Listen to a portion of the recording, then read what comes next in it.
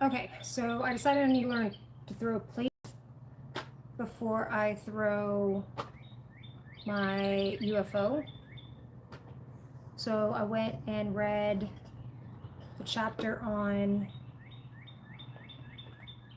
plates, or the section on plates, in my Potter's Workbook by Illian Clary, and learned that plates are basically bowls, and bowls are not thrown the same way as cylinders. So the difference is, what it said is, cylinders are thrown with the outside hand as the dominant hand, and the outside hand is shaping the wall. But with bowls and plates is the inside hand is the dominant hand, and that's the one shaping, and you shape from the inside out. So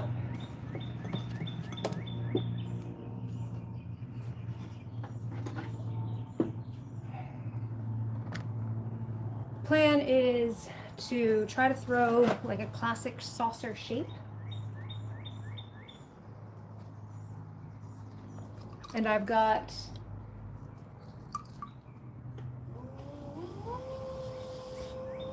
six balls of clay, well, seven actually, but two 1 pound, two 2 pound, and two 4 pound.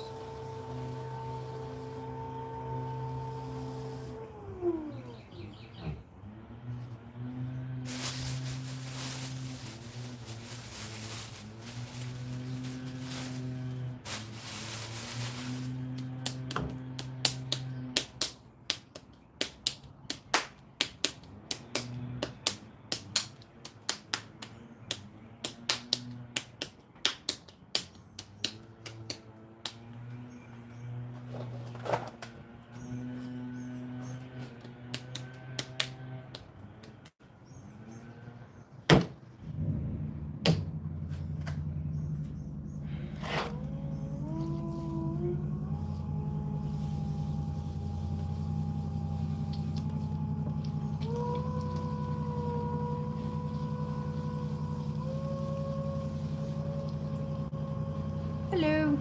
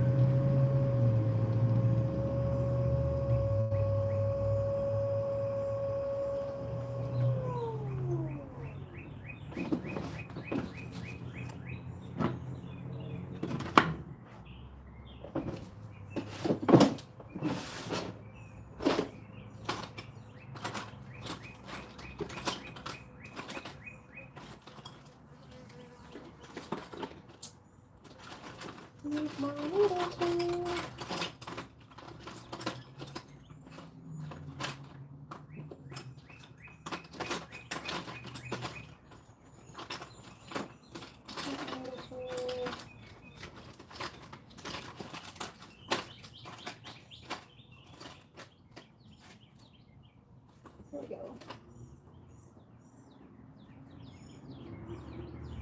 Not my needle tool. Be back with my needle tool.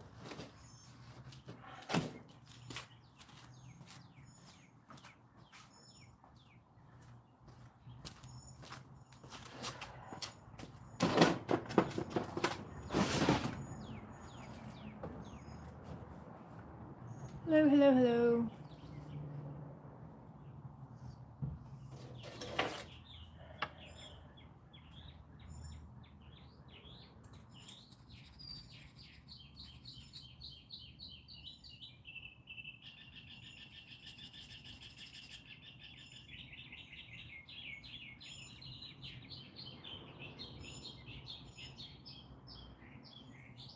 This is not, need it thicker, but okay.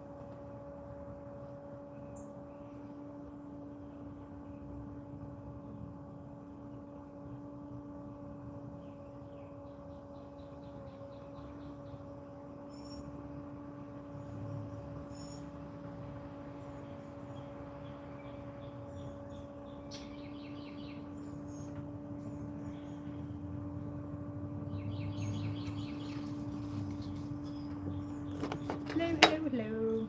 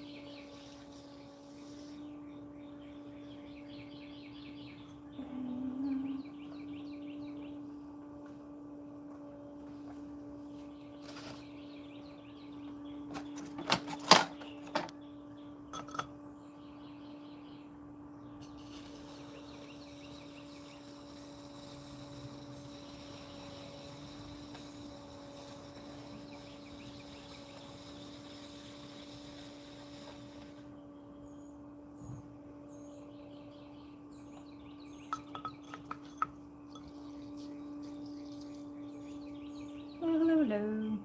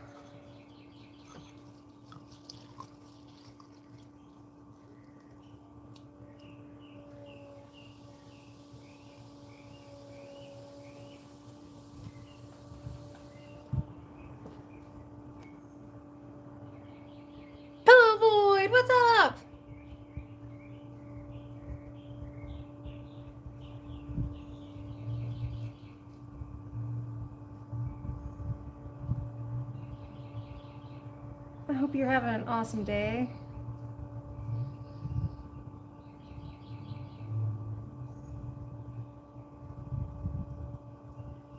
Apologies for the child in the chat.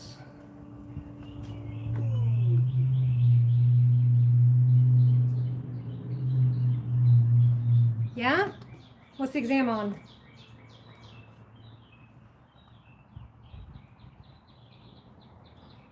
I am going to...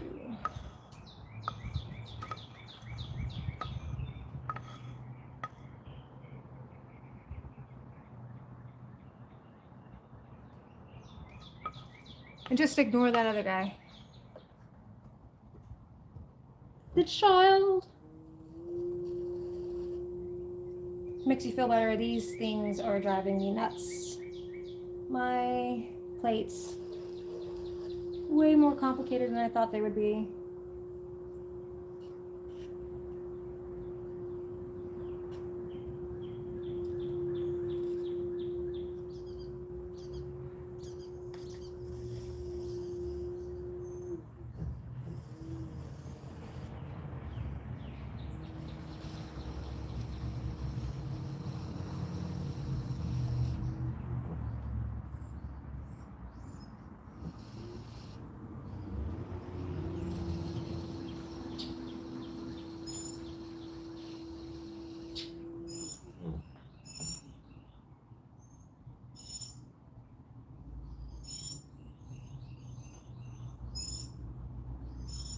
Computer operations and numerical methods.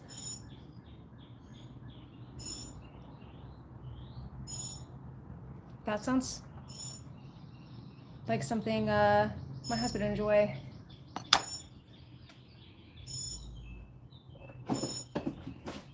Sounds very boring and very frustrating.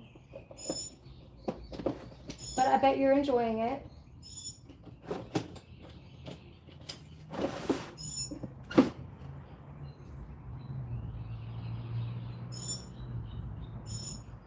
Remember not to feed the trolls. Yeah, I told you about that. I don't know if it's in the same category of your exam. But one thing I learned about math through him is that numbers are a lot more complicated than math and stuff you learn on the entry level. Like his random number generator, they were so excited because I was like, I can generate random numbers. Watch, 6, 5. Oh, that's not really bad. Anyways, he explained it once to me and I held it in my brain for like 30 seconds. But, well, what I do remember is that to get something truly, truly random is harder than what you would think.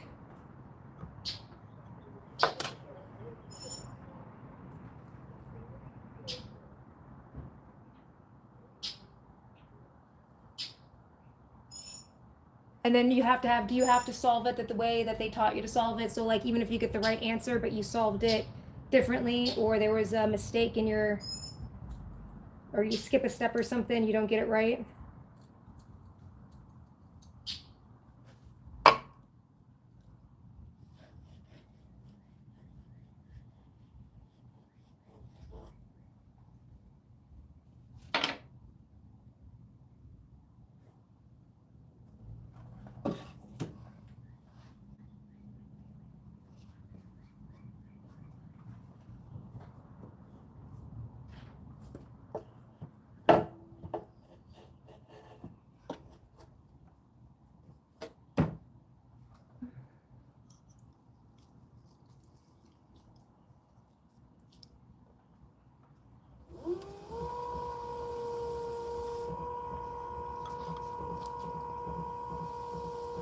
Well, I am wishing you luck on that test, but I'm sure you'll be fine. You're a smart dude.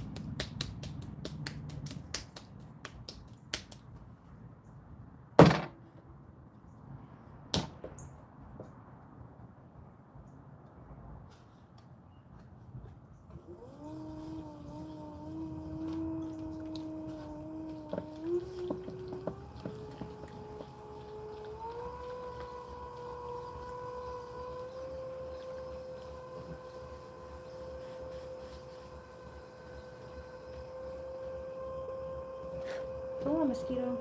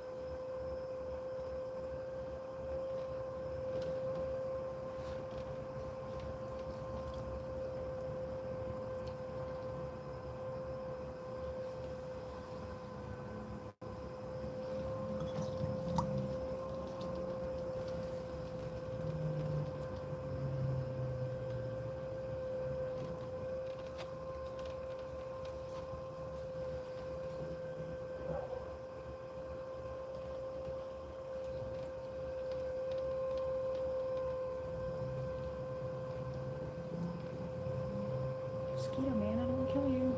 Go on.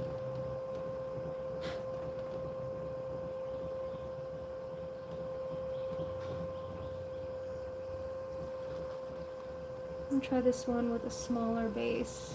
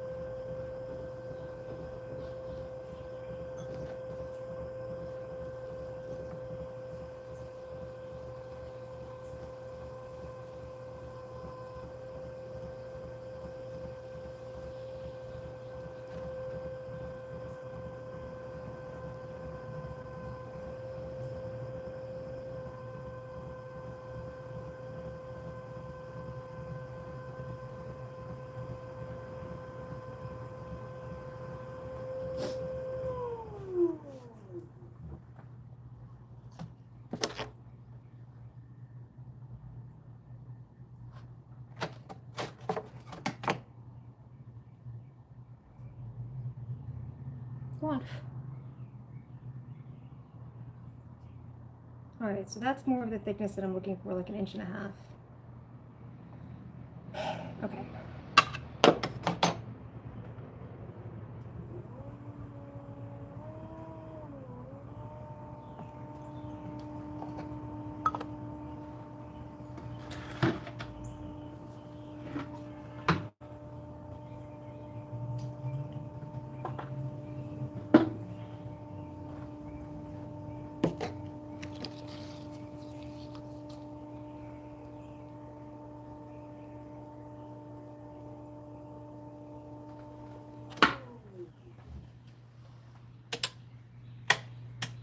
Okay, so the book that I read said with bowls and plates, you're shaping from the inside out, so it's the opposite of cylinders.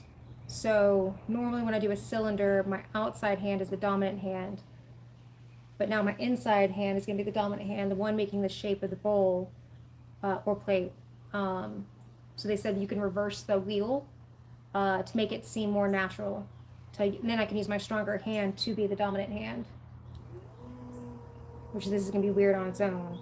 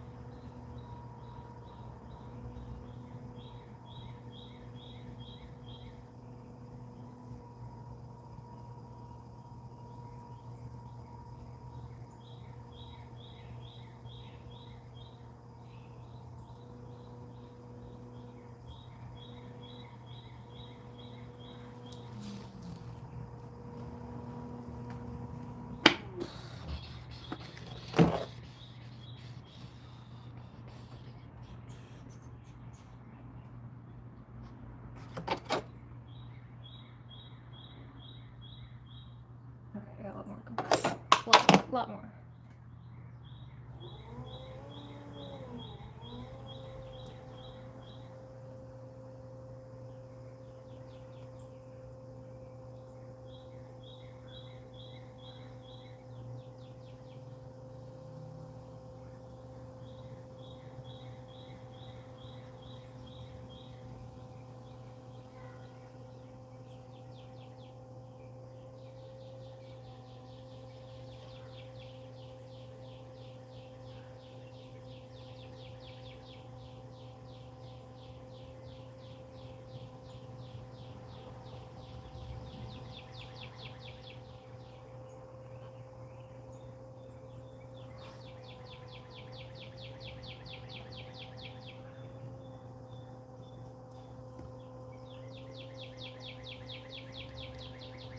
That sucks. I hated those things. Like any kind of problems like that.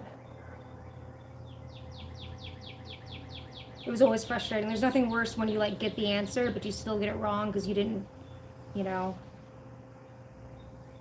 you skipped a step.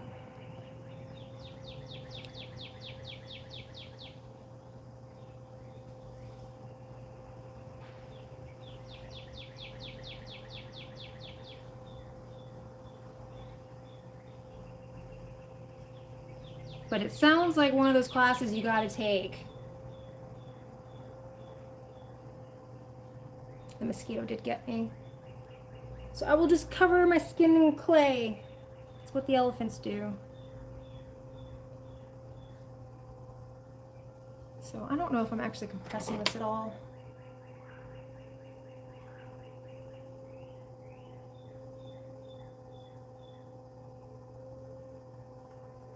All-nighter, man. Those aren't good either, because then you go in all tired.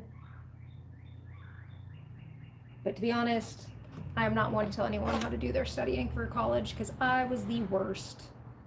I was the absolute worst. I was a terrible planner. I had no study skills at all by the time I got in college. I'd never really been in any challenging classes before college. Nothing like super hard.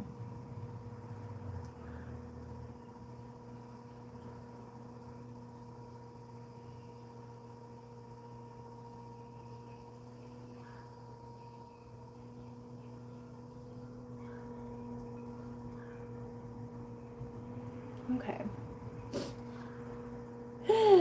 This can be so awkward. I'm used to throwing the other way, so I'm working on this side, but now I'm doing this way as an experiment because the book said it's suggested if you're not used to having your inside hand being the dominant hand. I don't think I'm gonna like it this way, but we'll see.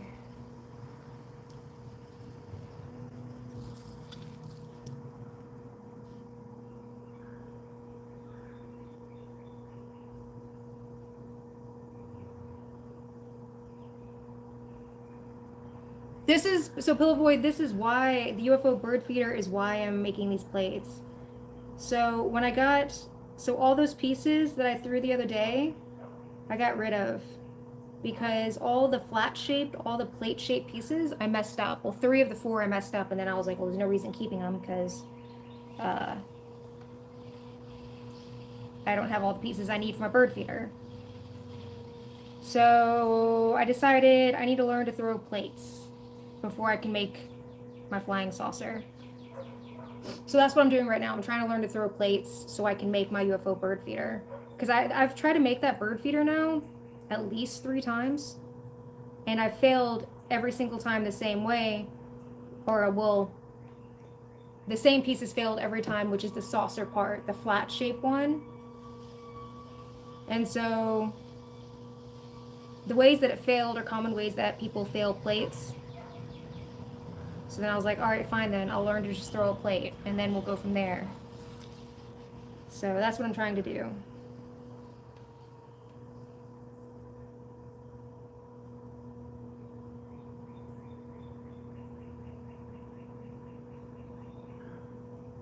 We'll see how it goes. We'll see how it goes.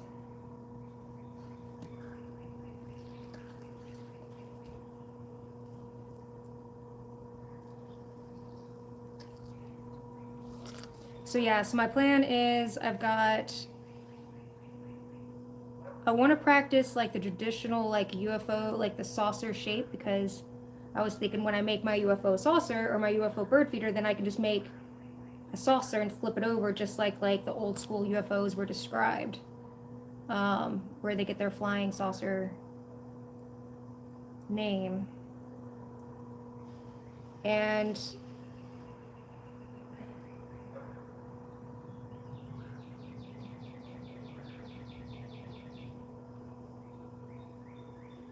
so I've got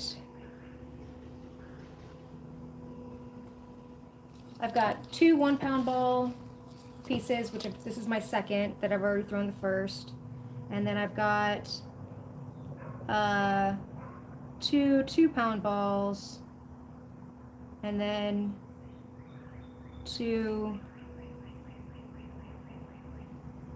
4-pound balls.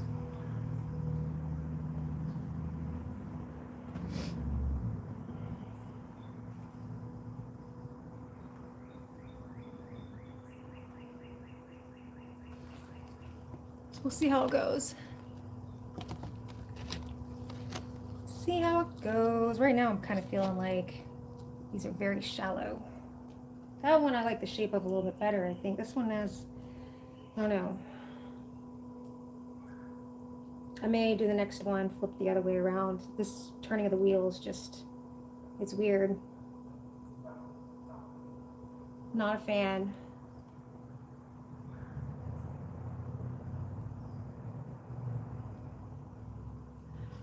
Man, I struggle with mosquitoes, so I try really hard to be kind to all creatures and stuff like that.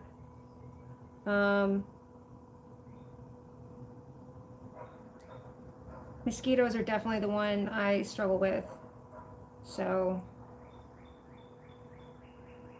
normally I should have put the fan on. It's just getting to the beginning of mosquito season, so I thought I could get away without it. I cannot.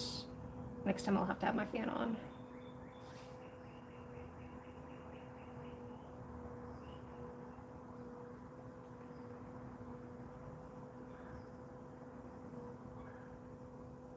Yeah, the other one turned out way better than this one.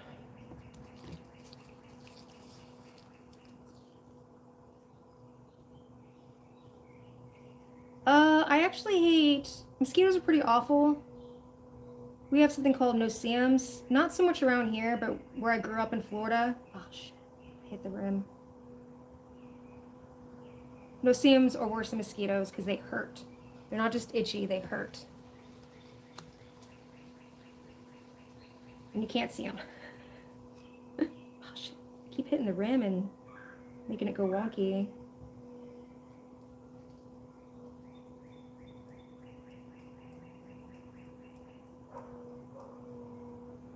All right.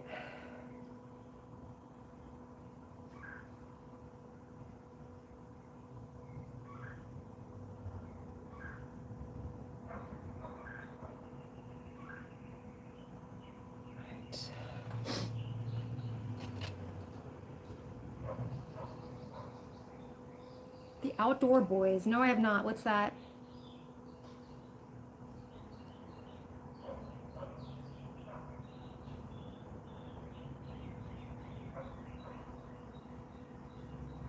I think I've seen like an ad for it.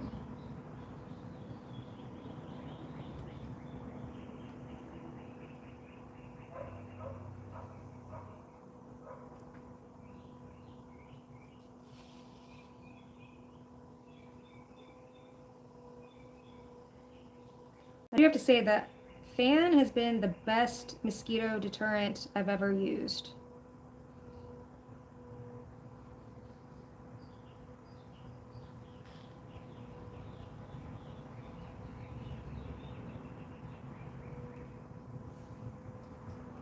This one is not a good one, but oh.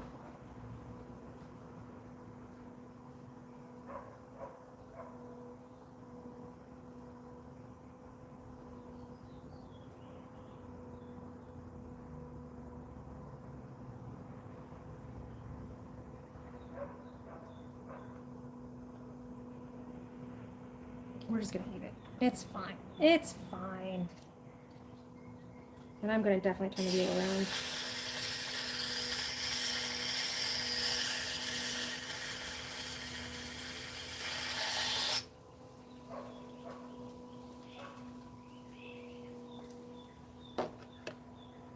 Is it on YouTube?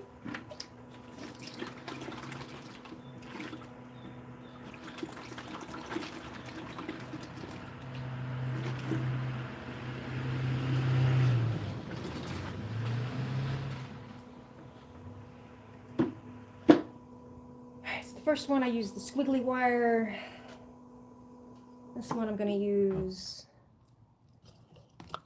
the other wire. This is definitely not the shape I'm going for though.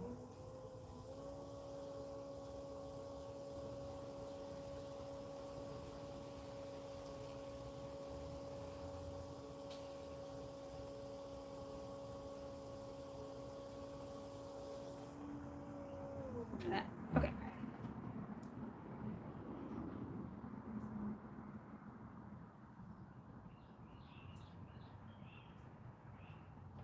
I will check it out, man. I will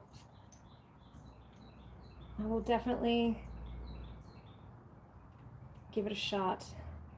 I don't even know if I'm watching anything these days. All right, so the first one I used the squiggly wire. This one I used the straight wire.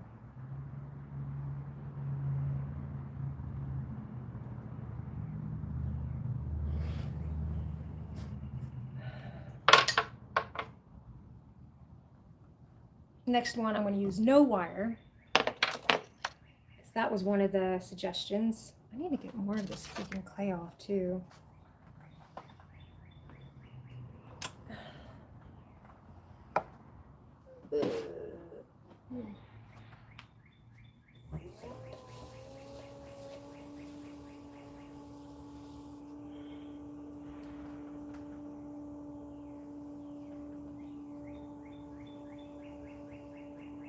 Well, you didn't steer me wrong with the Invincibles, so.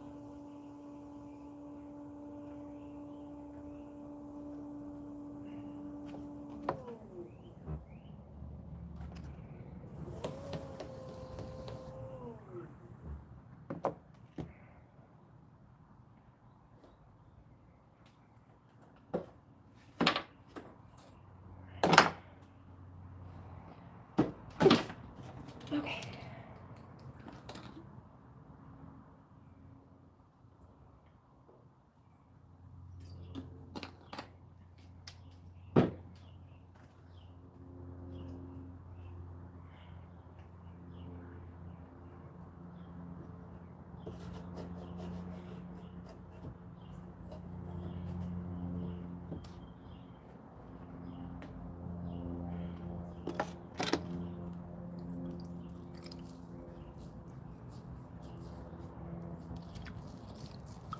I have to say, that is a nice thing about cold places is no mosquitoes.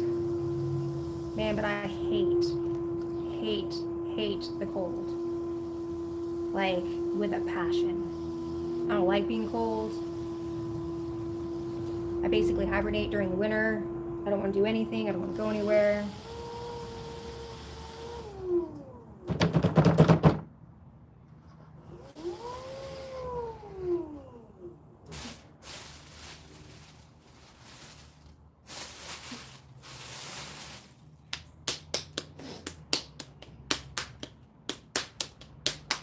But no mosquitoes are nice, yes.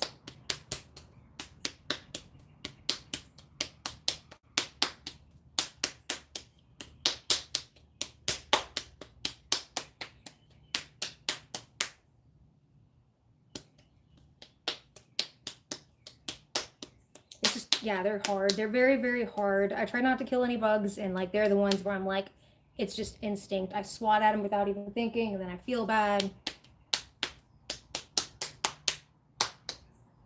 But man, mosquito bites, skin has a bad reaction. I'll get these big, huge bites, super itchy.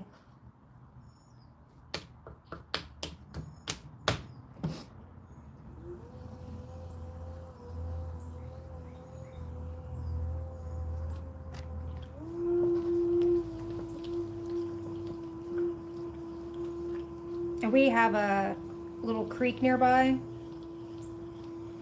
and a natural spring that's like all within like a quarter of a mile, if not less. So we have like no chance at ever not having mosquitoes.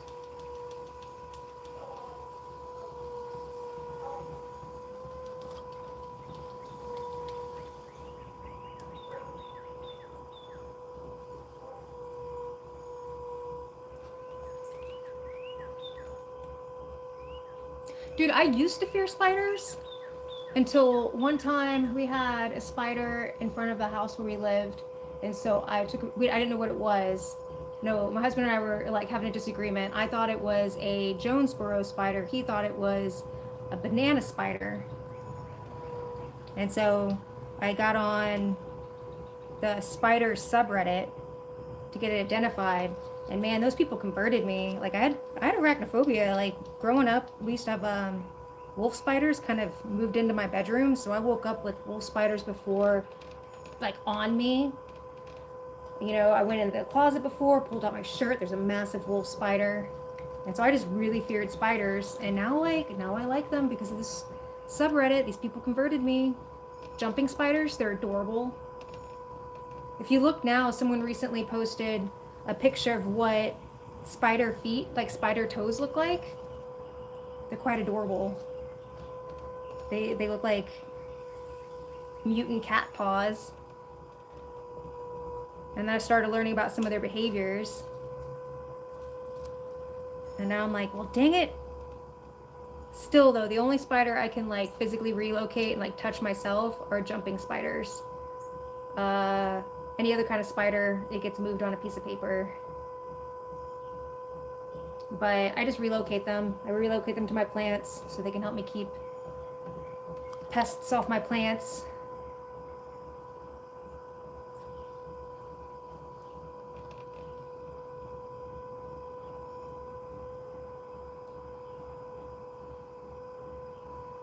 And then I recently read a book. It was super interesting.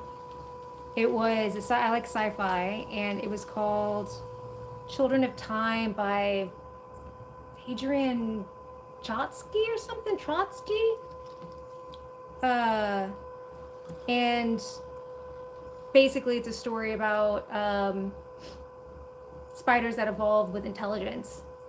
And they become sentient, and it's super cool. It's super cool. I enjoyed it a lot. Highly recommend it if you like sci-fi. This time I did the audible version and like the narrated one, and it was good. The narrator did a good job. But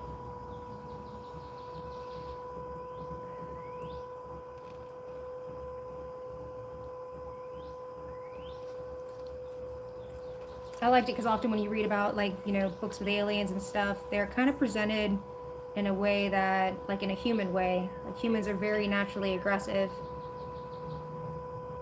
And so it's like often, oh, aliens come in to conquer or this and that. And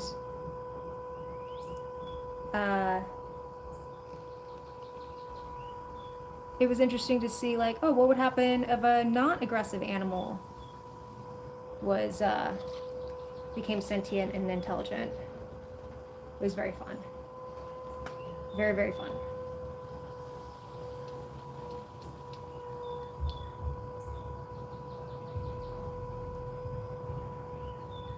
It even like, and I'm in a book club, and a few people in the book club were not fans of spiders, and they said it did change their opinion slightly of spiders, at least of jumping spiders, because that was the type of spider that was mainly featured in the book. Portia spiders. Portia something or other.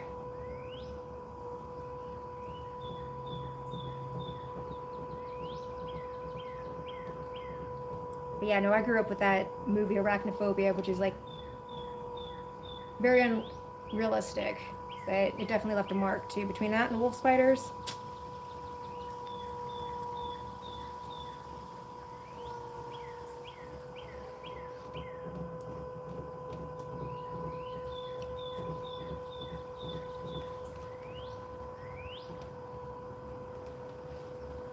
Like one thing I learned that spiders do when they get scared, they try to make themselves look bigger, so they just like lift up their legs. And when you know that they're scared and that's what they're doing, it's very silly looking. It's like you're like, "Oh, little guy, don't be scared."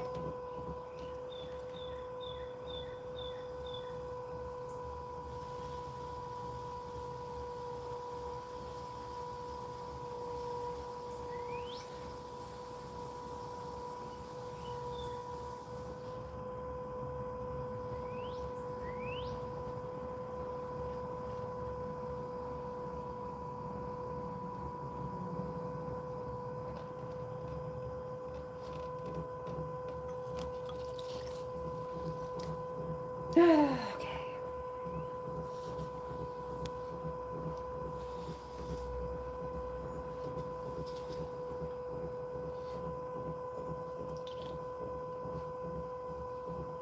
So they're saying I need to pull in and out with my non-dominant hand, which is super awkward.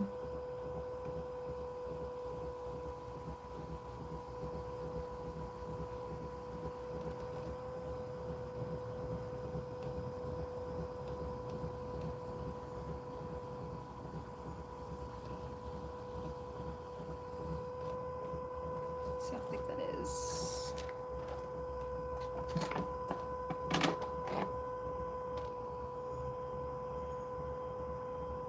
Oh yeah.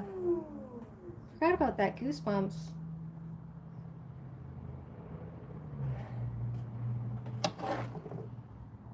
Alright, so this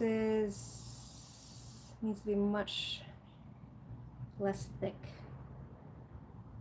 It's close to 2 inches and it needs to be closer to an inch, so like half as thick.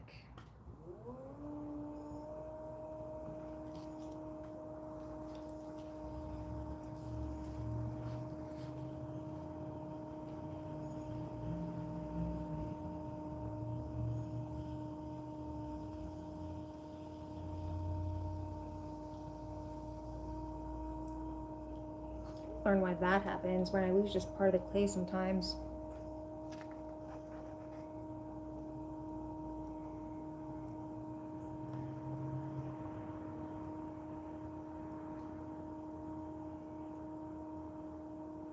It's like dogs do it. Dogs and cats, they fluff up their hair to look bigger.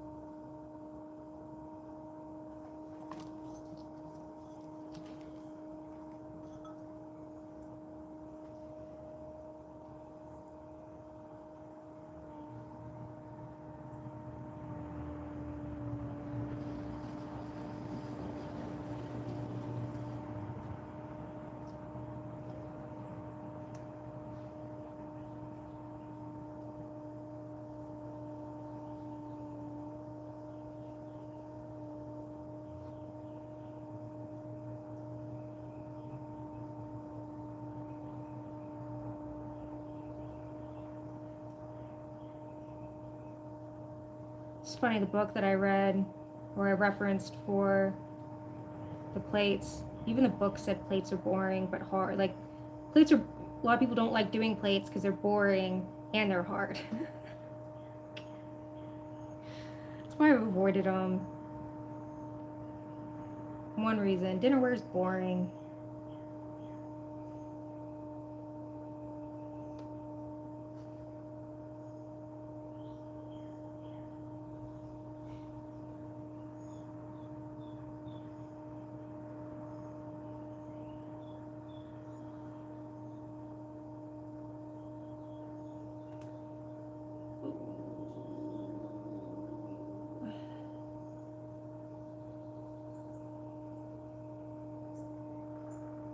I don't think my camera's gonna pick it up, but there's been this woodpecker for like the past 3 days. He's been working really hard on his house. And hearing that constantly.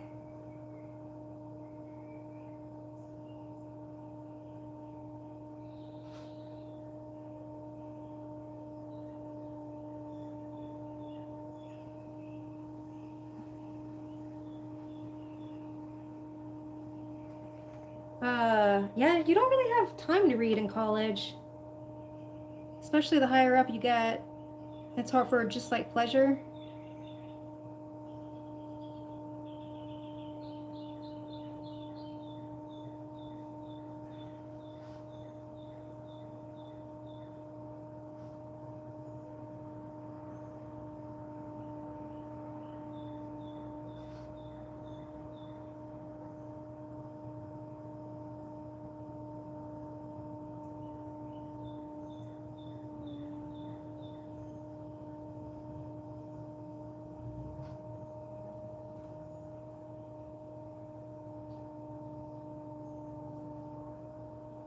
I just realized this one's gonna end up with a gigantic rim.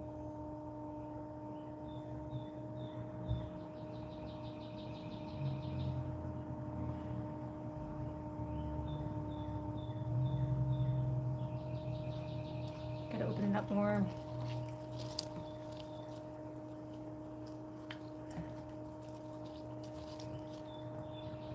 Yeah, I read a lot when I was in high school, and then I was still reading my first couple years of college until it got a little too busy.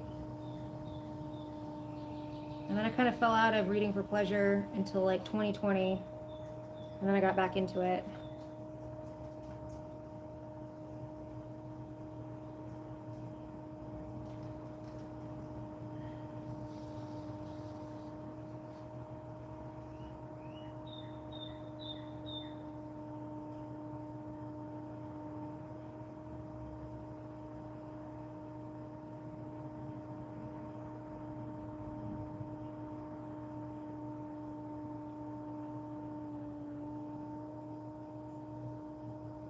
So I'm trying to leave the foot thick enough, the base thick enough so I can have an interesting foot. Switch, switch, switch.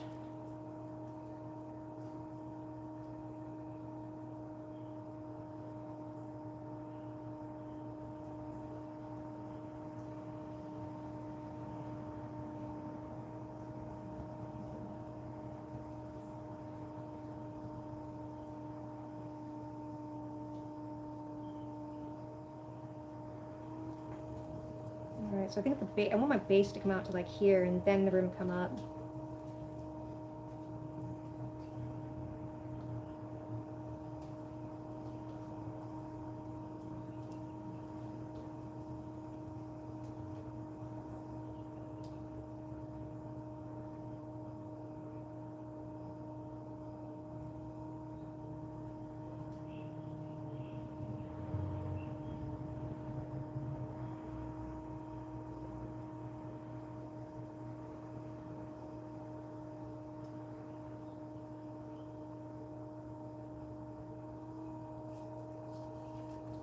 And what I wasn't doing was compressing the rim each time.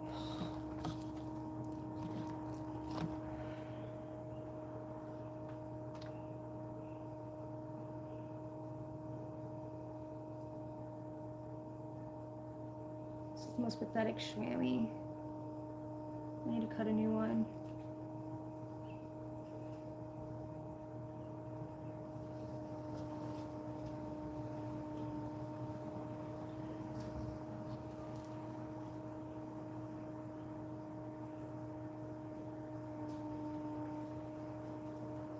It's just cutting into it.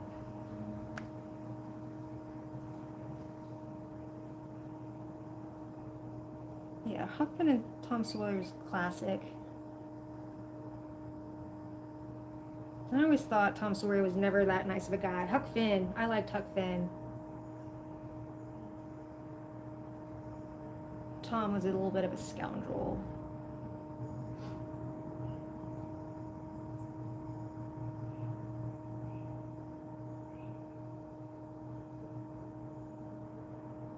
didn't like how he, was it Huck that he tricked to paint the fence? He was like, oh, this is so much fun. This is the greatest thing ever.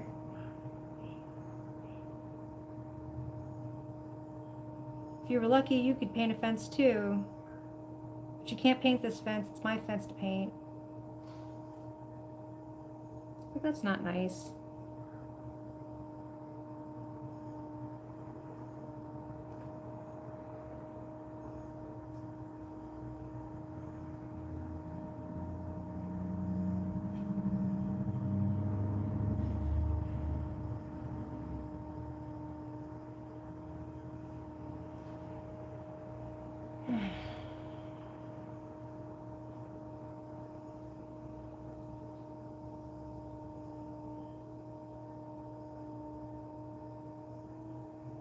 Clay is mighty soft. He gasped at him, yes.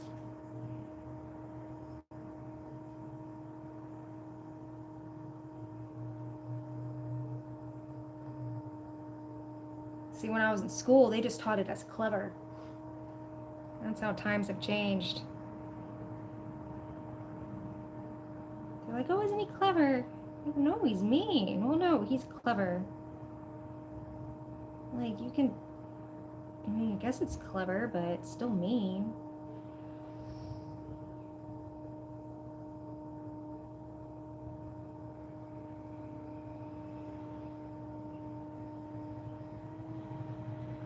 So what the book said was flat, wide plates can end up looking warped. So you should have like a slight curve to your plate.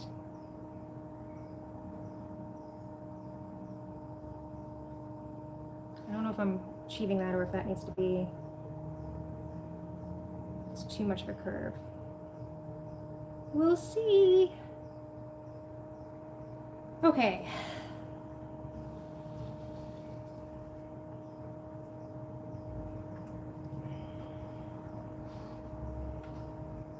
All right, so in hand, side hand is my strong hand.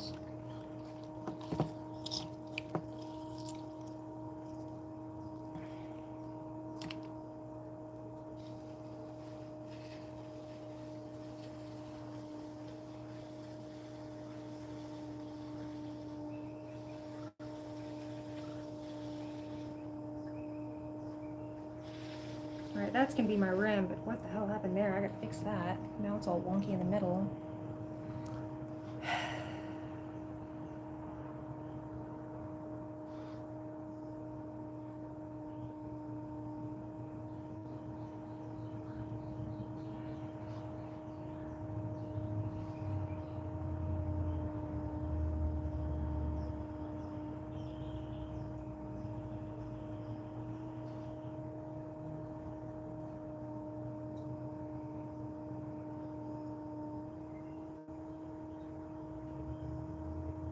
Alright, I'm bringing a rib.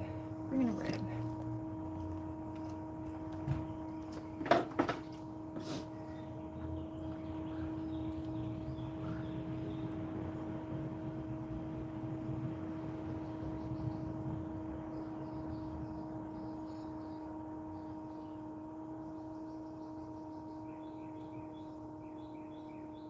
That piece is gonna just come off. Which is the edge.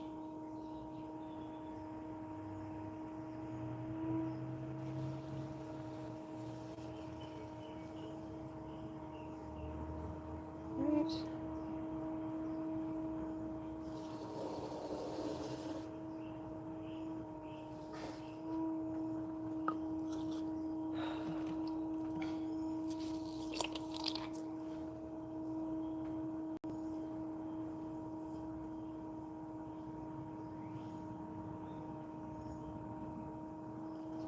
This is not what it's doing.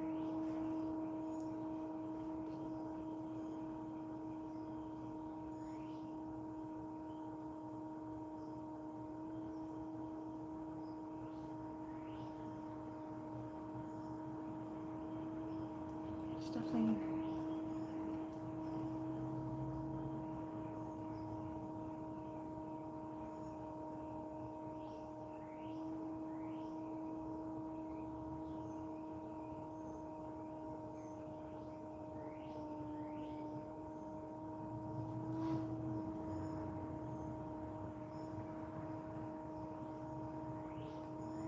not feel like that has the right shape, but whatever.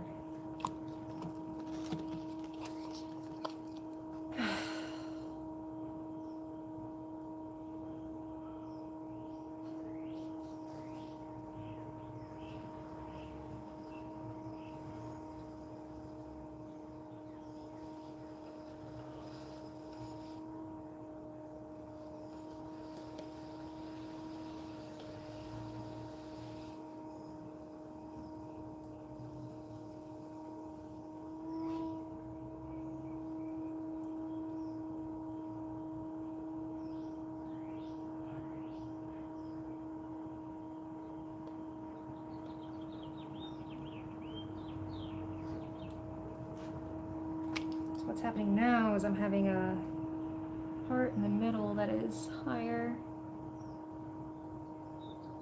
I don't want that.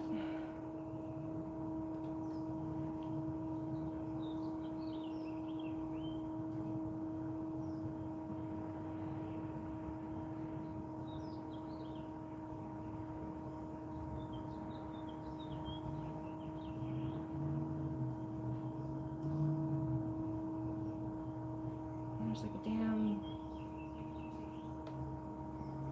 trough in the corner. Maybe I can lift it up. Oh no.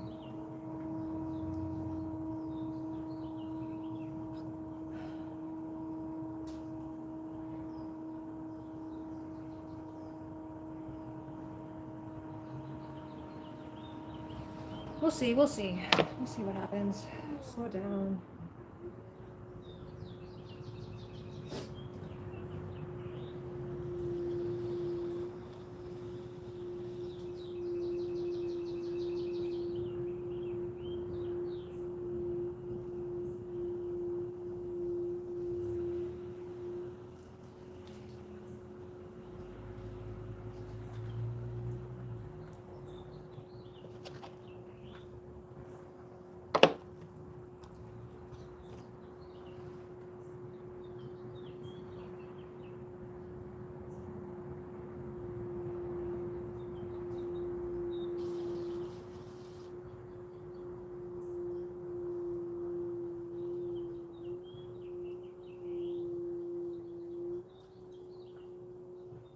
I can tell that one part of this rim has got more clay than other, and that's not going to be good.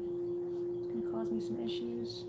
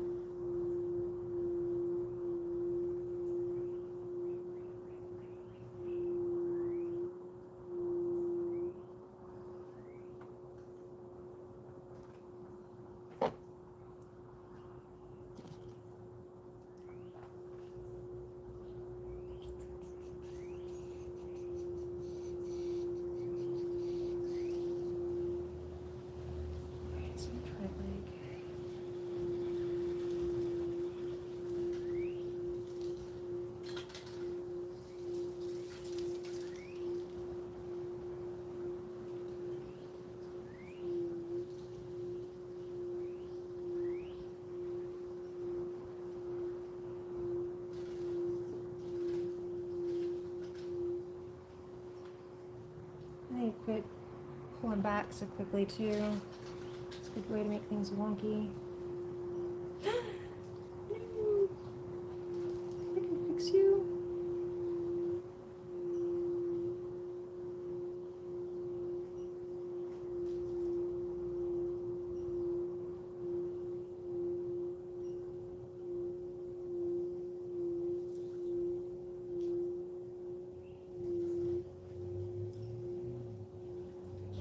But I'm still going to keep you for trimming practice.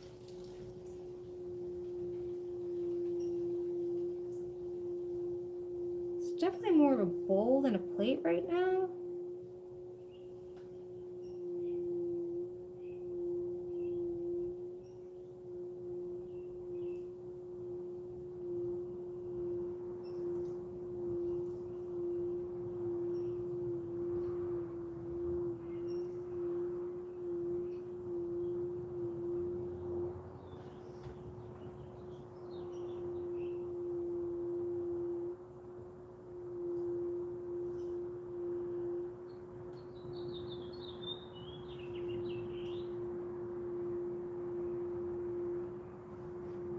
I think where I went wrong is I was shaping from the outside instead of the inside. So I was being hard-headed and thought, well, what does the book know? Why not just do it the way I'm comfortable?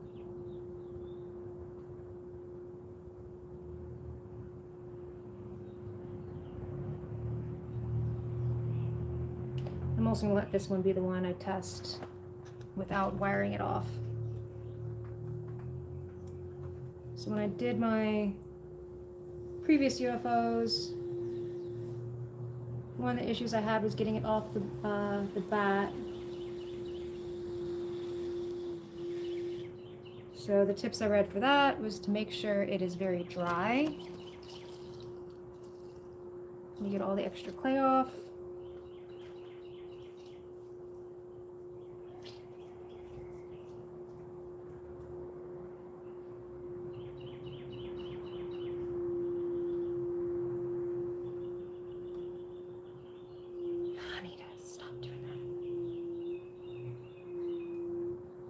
We're just gonna leave this one alone because this one's just too much. All right.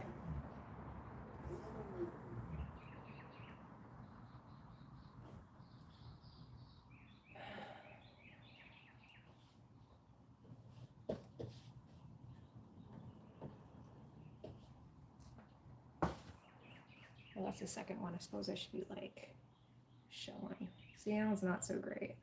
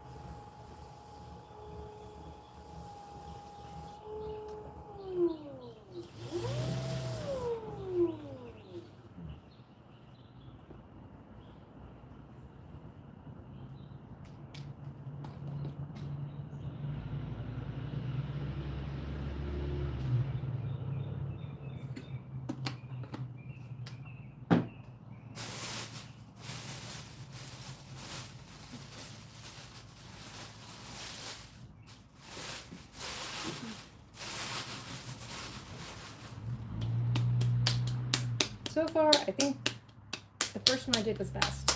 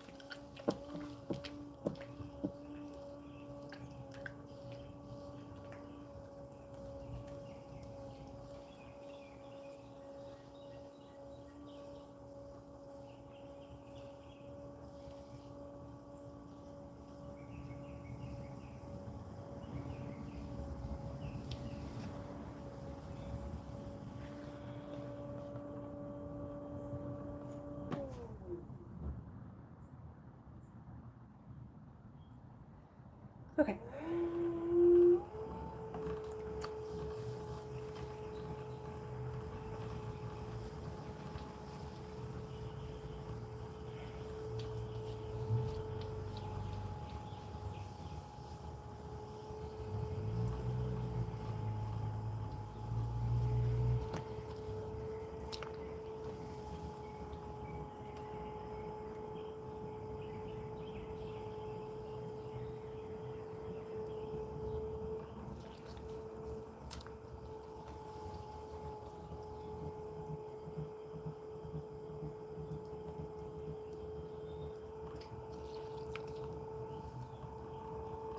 Hello, hello, Santiago.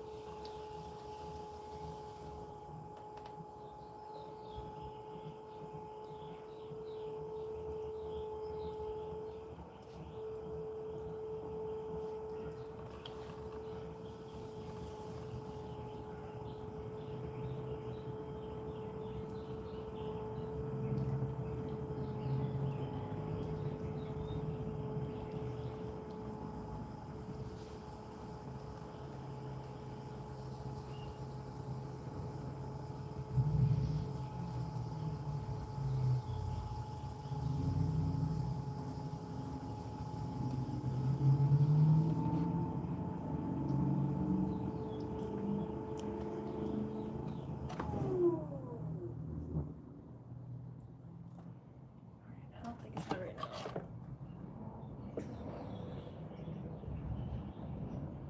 That was already like 1.5 inches, so that's like about the thickness I want to start with. Now I want to compress down, pull out to the rim. Okay.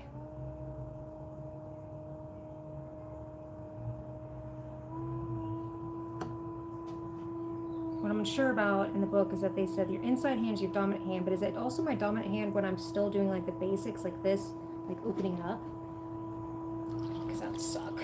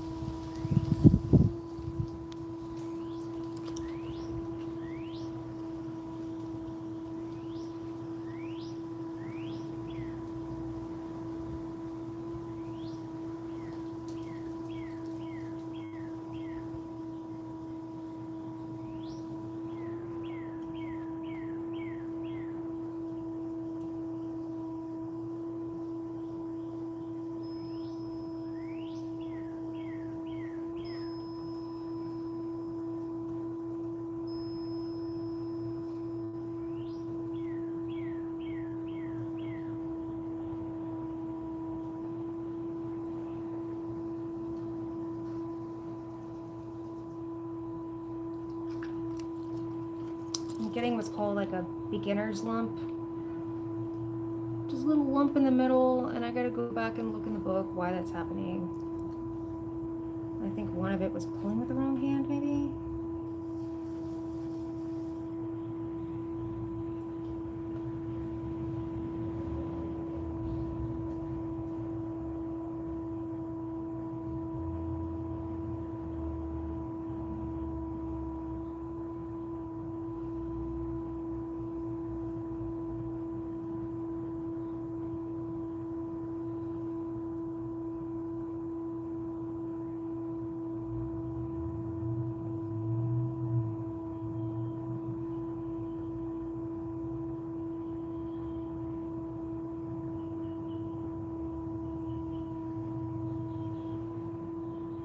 Dude, UFOs are way more interesting than plates. I hate learning the basics.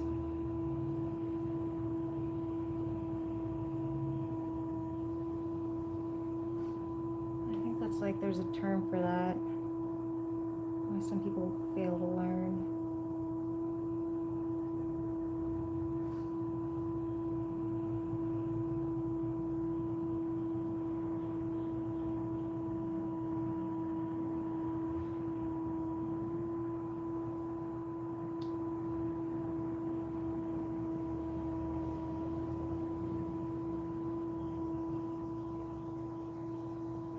Okay.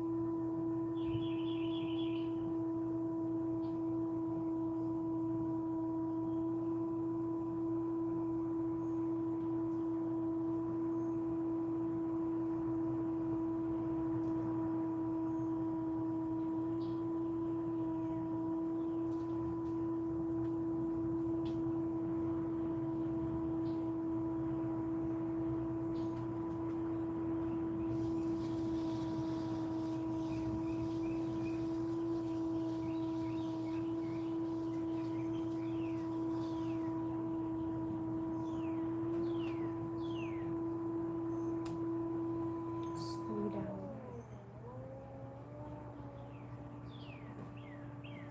Right, inside hand is the shaping hand.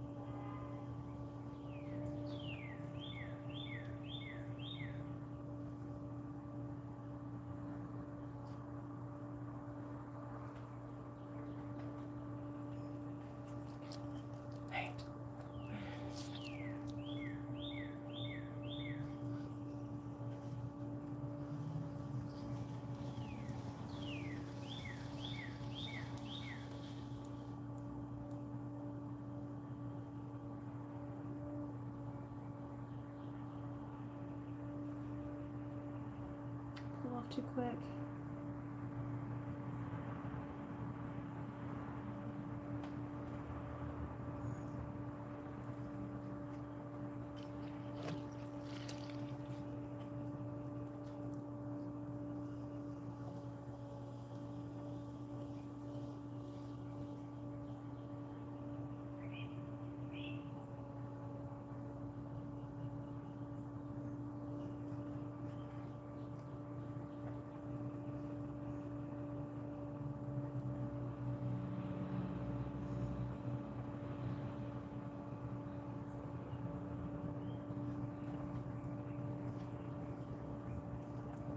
though is I need this.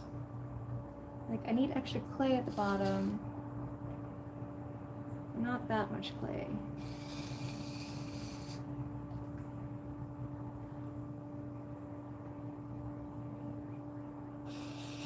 I'm kind of hoping I could pull it up, but I don't know if I can. Use this.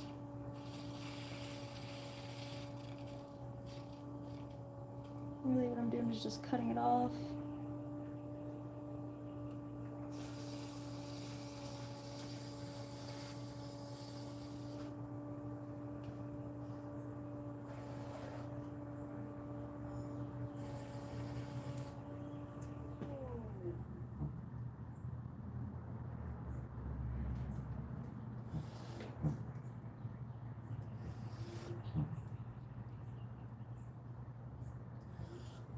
This is not ideal.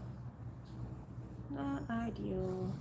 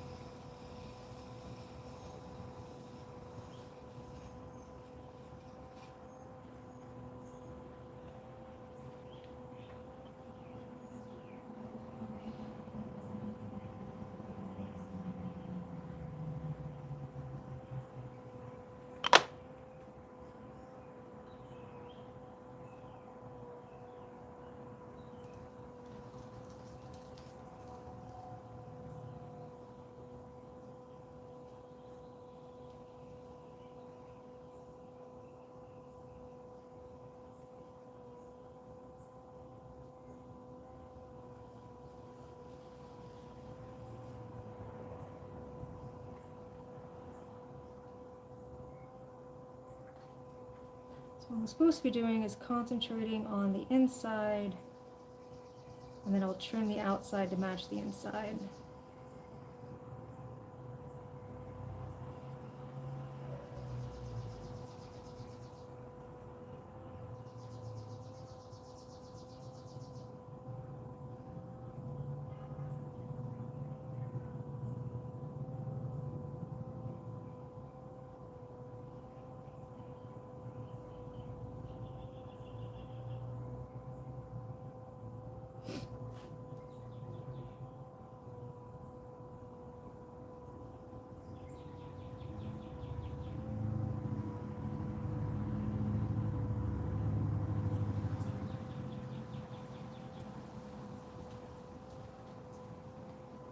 Compress the rim.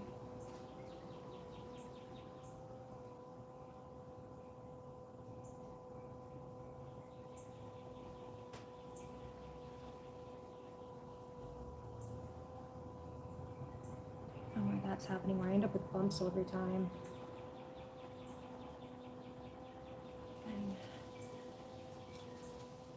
And check it out.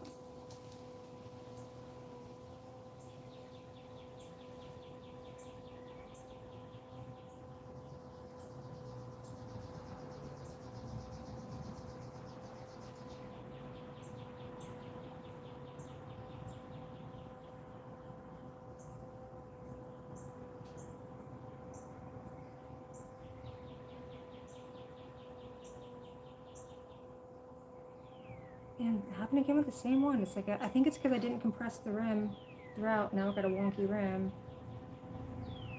It's fine. I can fix it. I can fix it.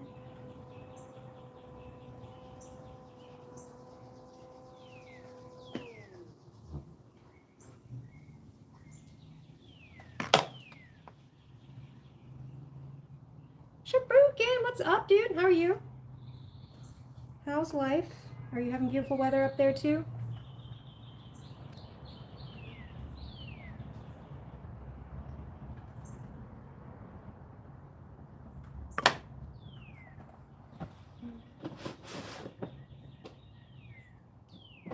Better chamois. This is a better shaped chamois.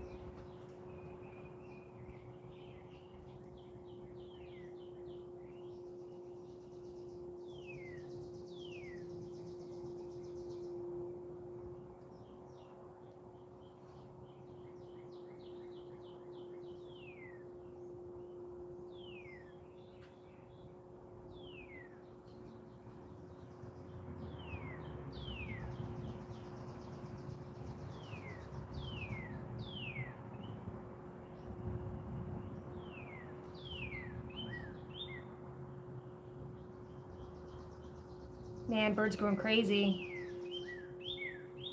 They are getting aggressive with each other. We got gravid birds left and right. Mockingbirds in particular have gotten really aggressive. They're picking on everybody, including each other. All right, we're gonna say that's done before I mess it up.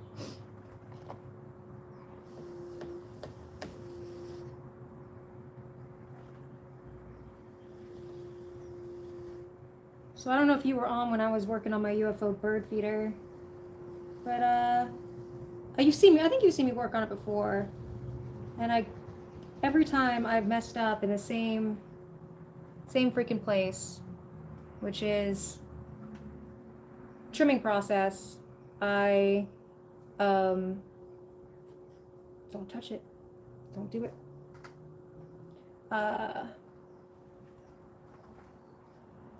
I end up messing up during the trimming process. Either I trim through the bottom of it, or I weaken the rim and that fails, or just a bunch of other things. Or I can't get it off the bat. And so then I looked into all this and I realized, or I learned, these are all mistakes people make with plates. So I was like, all right, I just gotta break down and learn to make plates, because it's the plate shaped piece that I was messing up on. And so that is what I'm doing, is now I'm learning plates. And a friend of mine, a Potter friend, I was telling her about it, and she was like, yeah, Casey, you gotta know how to make saucers to make a flying saucer. And I'm like, aren't you clever? Yes. Yes, I do. But it's funny, even the book that I went to for directions on how to make plates said plates were boring. Hey, dearie. How's it going? Yeah. You done with work? Yep, 5 o'clock. What you gonna do? I don't know. I decided. How was your day? It wasn't really good, was it? Normal. It was normal. Okay. Just start breaking these down. I was thinking maybe we broke them down, we get them in the vehicle and take to the wherever they go. Now we use your sister's truck. Or we use my sister's truck, yeah. That's another option. Let's go break them all down. But I still got a lot to go to break them all down, I though. mean, we don't have to break them down. Yeah, true. Eventually. Not right now, but eventually. Maybe I'll start doing it anyways. The Shuriken Zone says, hello, Mr. Face. Hello. He's the one that has the Twilight Zone ninja. Twilight Zone Ninja? Yeah, I remember showing the videos. It's like the Twilight Zone voiceover. When, like, talking about the throwing. Oh, yeah. Yeah. Yeah, that's cool. He's also in Georgia. Nice. My plates. Plates are hard and not fun. Hard and not fun. Maybe if you get better, then they'll be fun. I read to make them better, you gotta make, like, you make a lot. That's how you make them better. Yeah. That's a pretty safe bet. Do something a lot and you'll get better at it. No, like, when you make up, like, when you have to make a ton in a row, then it's fun, Oh. like, doing them in mass, but, like, just learning to do them and doing a few is not fun. Mm. So this is my... I'm gonna look to see. I need to check the diameters. Would you mind checking it? Come on, now I can pick it. Yeah, these are the ones I've thrown. What do you think so far of them? Like the shape wise. Just look at the inside, not the outside, because I gotta trim the outside. And don't look at the size either. I'm just practicing shape. Okay. You're like, I can't. What other elements are there? Just the inside. Look at the inside. That's pretty good. Okay.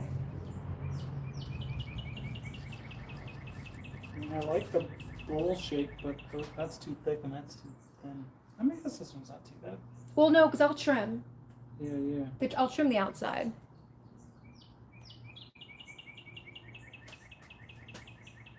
But that one you have like a, looks like a dip in the middle.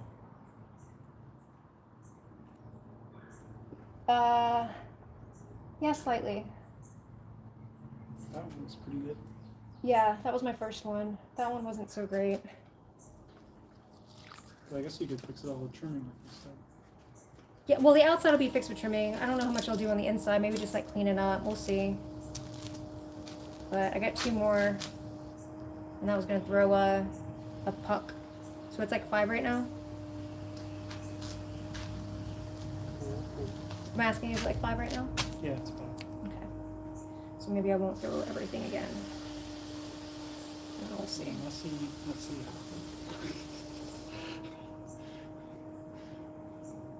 God bless you. Someone likes this stuff. I need ceramic items. Well done. What's funny here?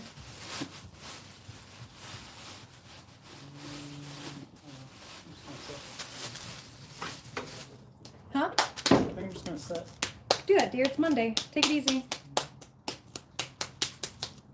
To avoid, it was not a bee in his pants. It was a cicada. But yeah, that guy.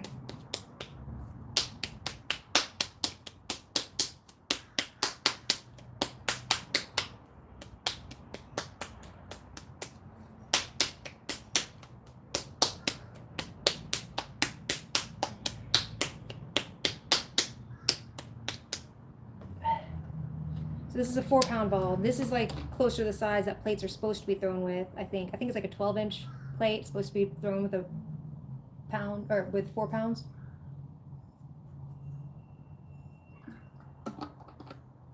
Maybe even 4.5.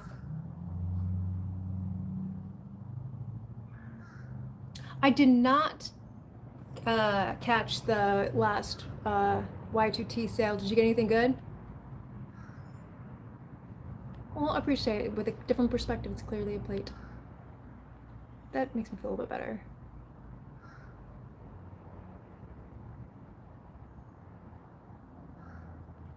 No, what happened was, it was right before we moved here. We stopped by the house that we had just bought the house, and we can't stop by to see it before we drove home. And it was during when it was like, that was like 2 years ago when we had the big brood. I don't remember, it was like the 13-year brood or whatever, and they were just freaking everywhere. It was the really small ones with red eyes that were really, really loud. And it was funny because, I mean, it was so loud. I took a video of it, but taking a video doesn't really communicate how loud the cicadas can get here. And they were just swarming everywhere, and we were laughing about it. We got out of the car, looked around the house, and then we drove down got on the interstate, and then all of a sudden his pants started buzzing, and he was, so we had to pull over to let it out.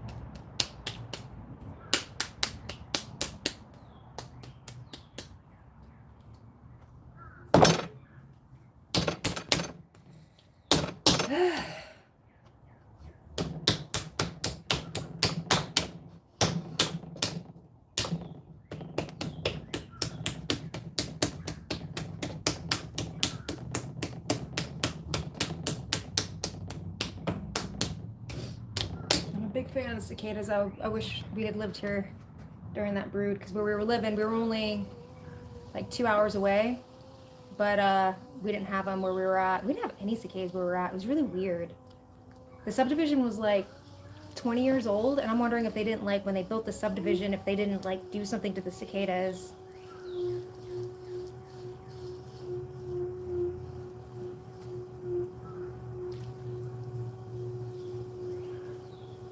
It was closer to Atlanta.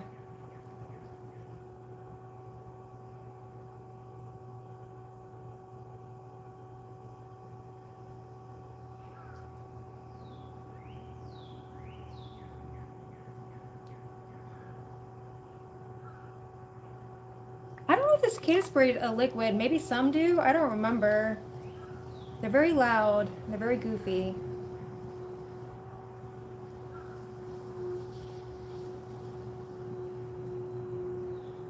Yeah, I've been slacking on my tea. I think I'm gonna switch to iced tea during the summer because it just gets hot. I still have some good white teas from them left.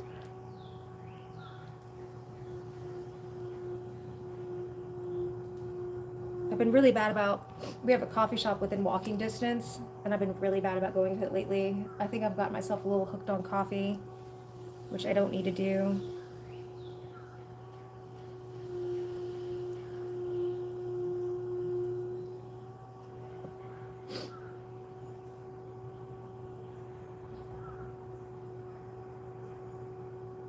But it's very nice just to walk down there and have a delicious coffee.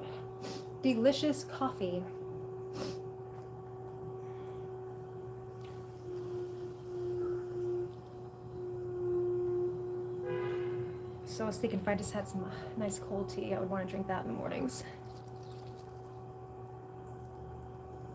I didn't know that. They squirt the excess water that they intake from the tree sap. Yeah, and I gave up coffee for years, man, years. But I refused to get a coffee maker, and I refused to like let that be like my caffeine intake, so I had broken down and gotten just some Hardy and Sons or whatever that is, Harvey and Sons Earl Grey. That's usually like my classic breakfast tea.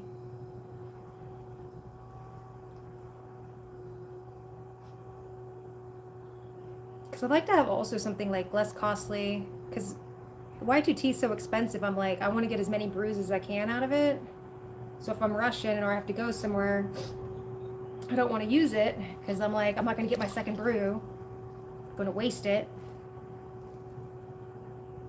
And I decided the Pu'er, or however you say it, that's my winter tea. That's good stuff. That's how I got started drinking tea was I went in, I visited, I was like 15 and I've got family in England and I went and visited them. And so I drank tea when I was there. And I got turned on to the whole, I put milk in my tea. Very, uh, but I have to have some kind of milk in it or something because otherwise it upsets my stomach. So I have to have some kind of uh, buffer. Not always. Some of the like white tea and stuff.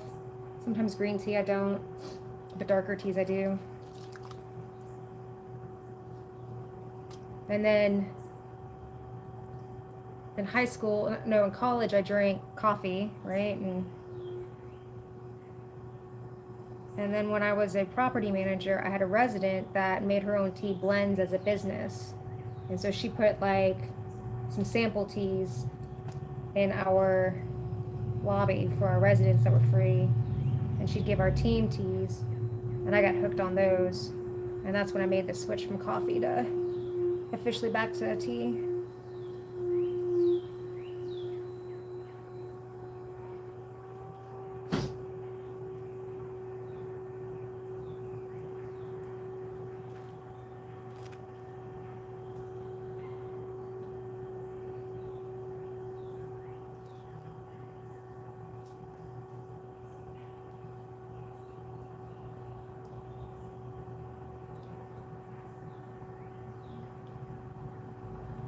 But doesn't it get bitter? Like if you leave the teas in the water too long?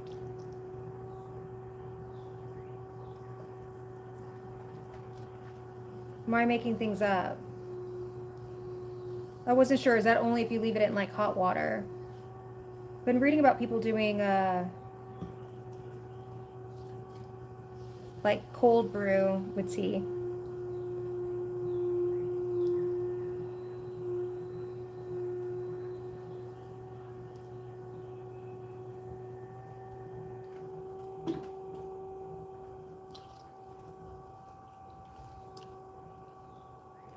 Coffee and tea with milk gives you heartburn. Maybe you're lactose intolerant. Do they give you heartburn without as well?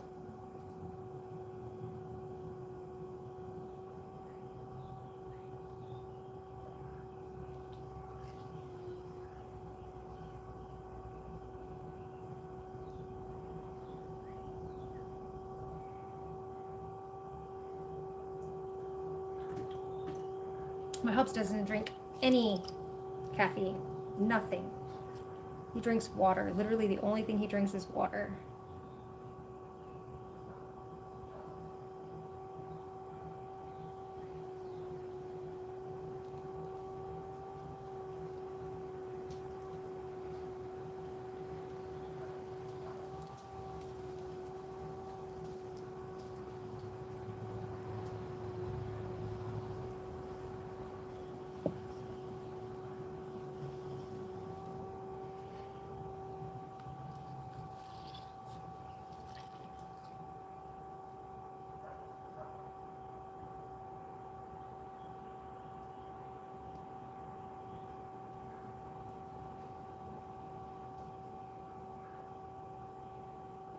Well, that's fancy. I still have not upgraded to anything past my French press. I got a French press and then I've got a like a little caddy or whatever they're called. It's a little cup with, it's a sieve with a lid.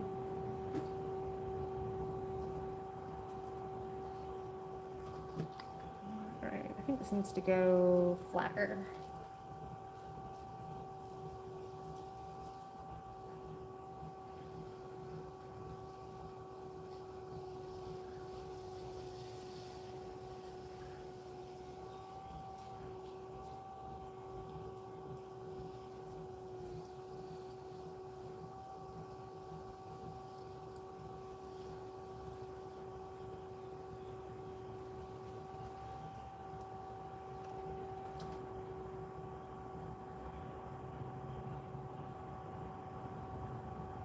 That's weird.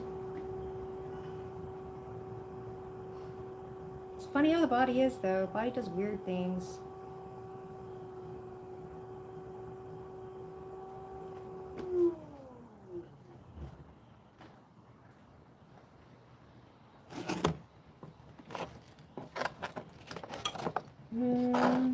Everything is so clayey.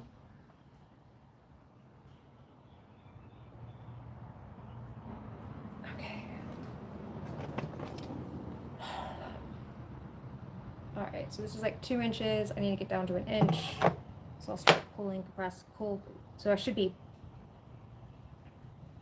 pull and compress at the same time, compress the rim. That should be the order of things.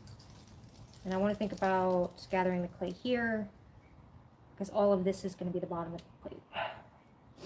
Try and talk myself through this.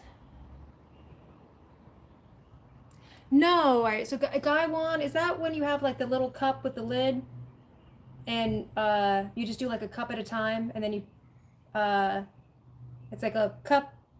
You put the leaves in, you put the water, you put the lid on top. That it acts like a sieve, and then when you're ready, you pour that into your cup.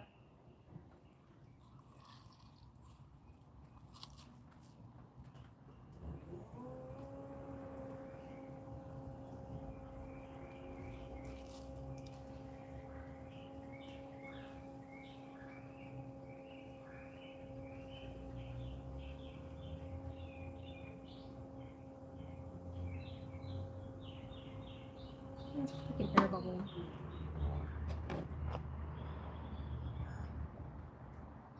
I've been thinking about making me one. It's on my list, my long list of making stuff that I actually need to like make stuff off of. My issue is I keep working on the same thing over and over and over again. So I never make any progress on the list.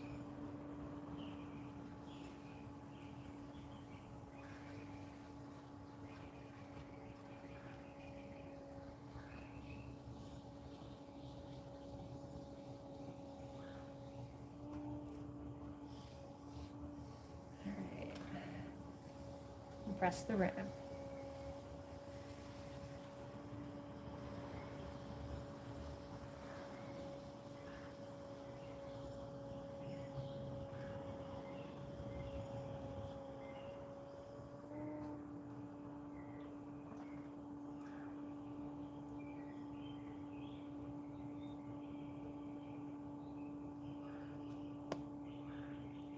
All right, so do you ever get the little sample balls from Y2T? If so, how much, like, what do you brew out of one of those little balls? Like, how much water do you put in one?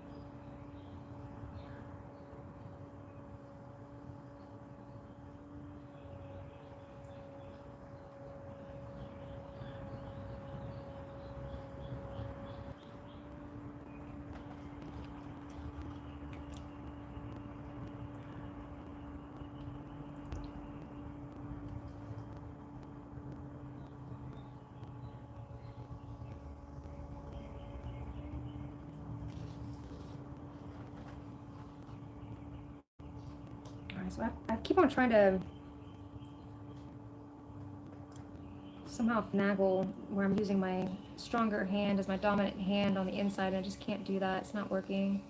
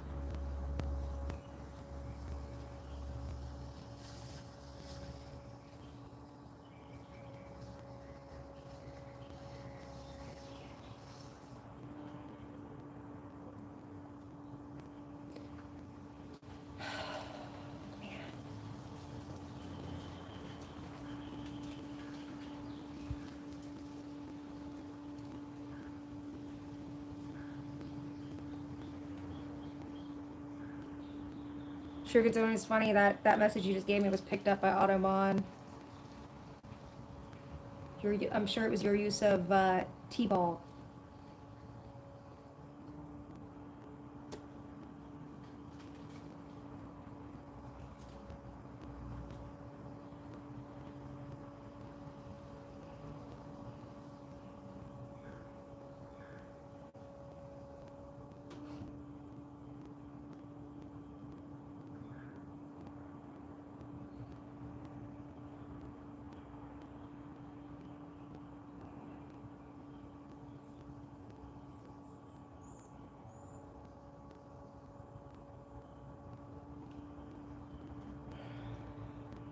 So this is way too big still, I think. I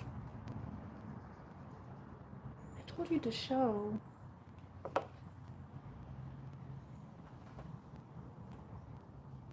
I don't know. I can't figure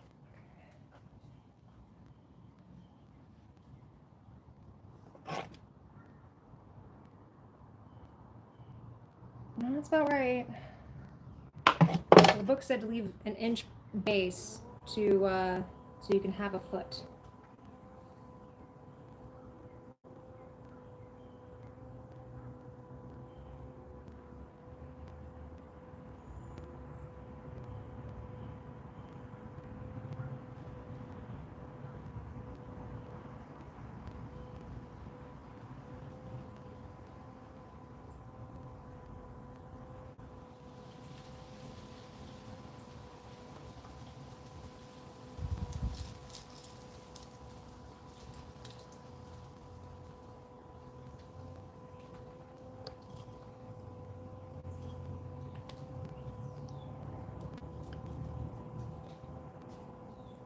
I think you can I think I allow myself to be tagged in things. I had stuff on lockdown for a while.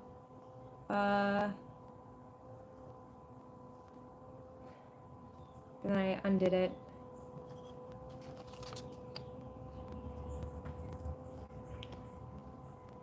But I've noticed everything is going crazy lately. Just in stupid ways. And I blame companies using AI for code. I think Google said, like, I forgot what portion of their code is now AI. And I'm having some stupid bugs, really annoying ones on my keyboard.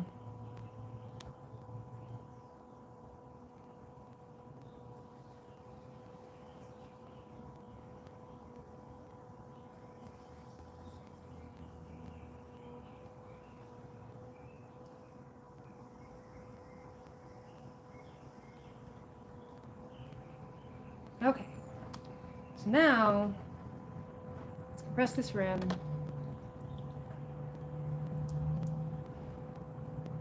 Oh yeah, no, that's what I'm, 100% think it's the YouTube. Everything's breaking.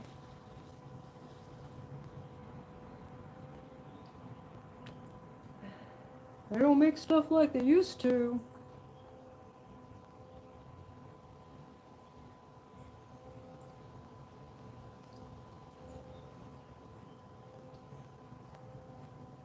I'm just gonna use the spongy sponge. Man, this is all just a goopy, soupy mess over here. It's just like everything's just very, very clogged. Okay. Using my inside hand as the shape maker. Outside hand. Alright. Let's just go ahead and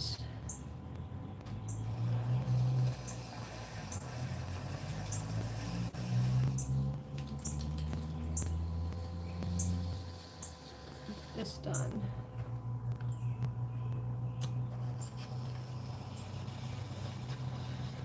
Okay, and then from there, this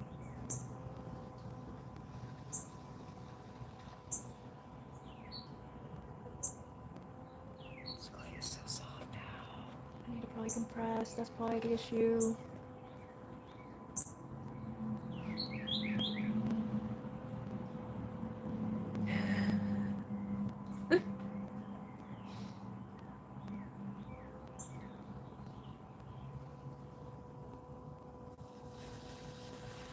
Getting old's weird, man. Got no tolerance for stuff anymore.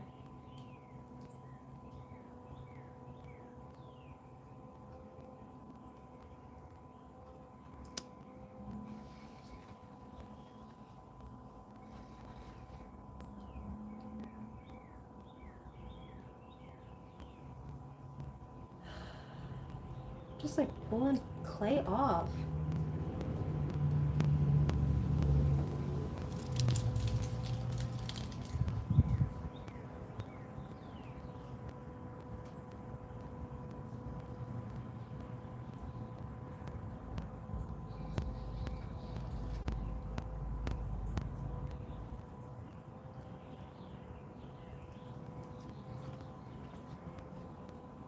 Or you're into, have you seen The Love Witch? You're into horror movies.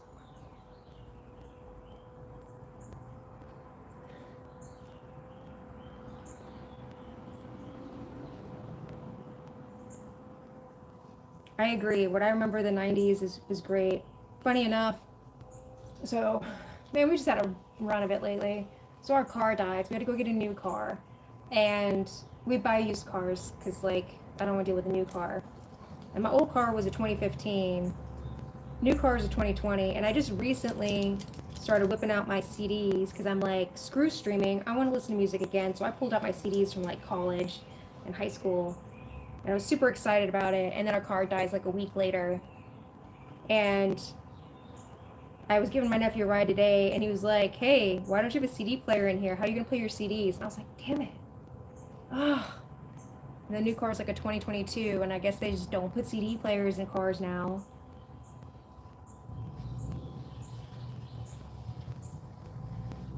So there goes that. I guess I got to figure out how to put all my CDs on my phone. And that's no fun. Because a lot of them are like mixed CDs.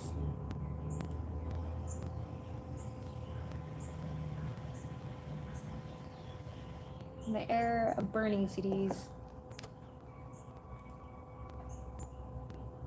Man, it was gonna happen. We don't take good care of our vehicles, and it's kind of funny. Like for a week, it had been on my to-do list to go get an oil change, and or like 2 weeks it was on my to-do list to get an oil change, and then last weekend we're heading back from my father's, and he and the car overheats, and it turned out we were getting coolant in our oil, which is not good. Alright, so I think from here I'm going to start pulling up.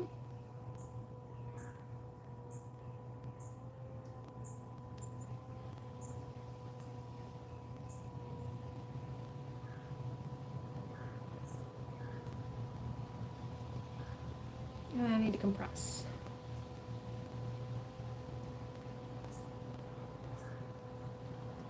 Gone but not forgotten, man. I guess kids these days just build playlists. Is that what they do when they want to give friends music?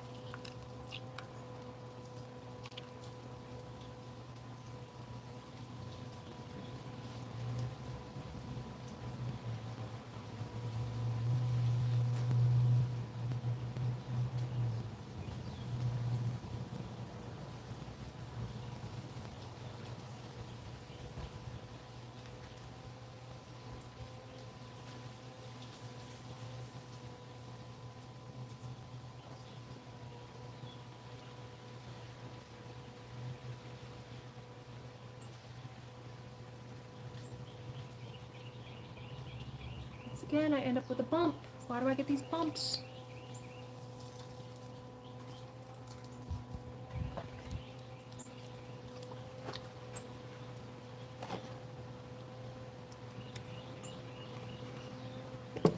I should ask him, what do you do when you want to woo somebody?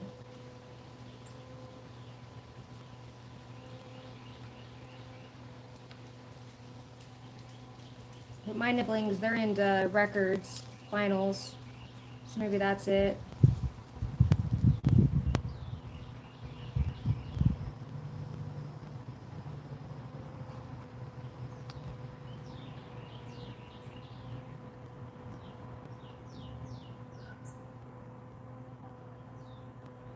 I hope people are still doing that, like making at least playlists, because there's nothing better, like,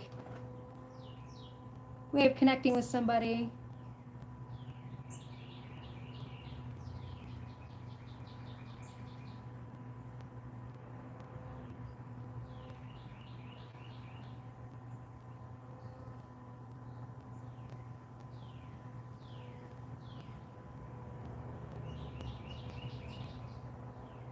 My husband and I were doing that when we were making the playlist for our wedding. And it was so funny. We were both just stupid crying over every single song. It was so sweet. Even songs we'd heard like a million times before because we were trying to figure out what song we wanted to dance to. And it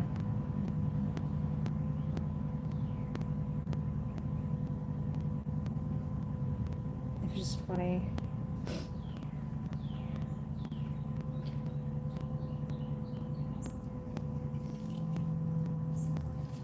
When you find a youth, go find a youth.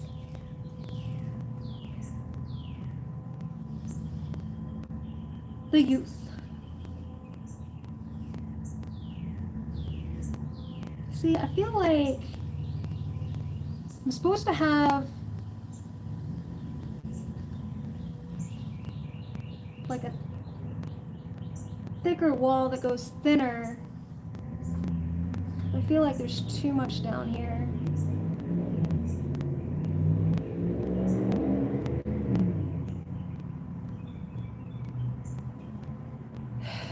And then I got stuff that I need to trim off, and then it turns into a mess, and then I get it everywhere, and it's just a freaking ordeal.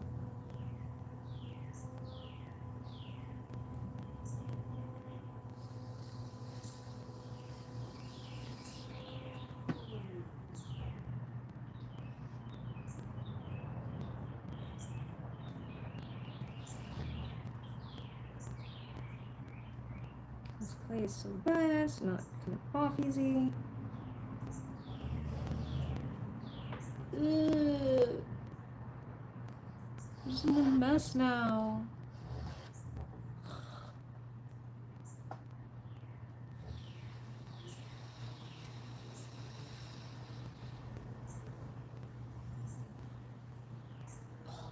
All right.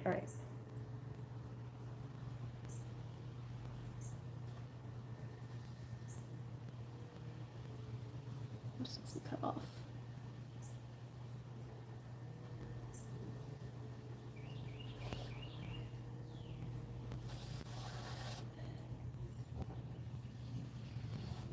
I don't like plates. I just don't like them. They're not fun. This is not fun.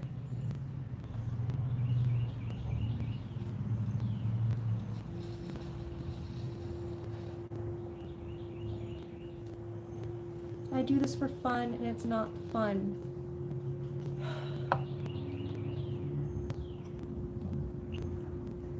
It is. Nostalgia is a powerful thing, and it's funny when it hits. Especially like when I get reminded of things like, oh, I forgot that was a thing. Or some things that will like I haven't seen forever but are so ingrained in my psyche that I'll hear forever, like the dial-up sound. You know? Forever and ever.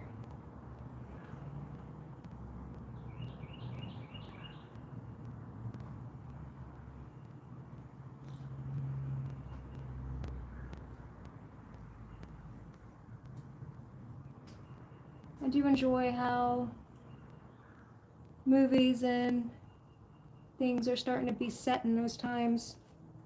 That's fun.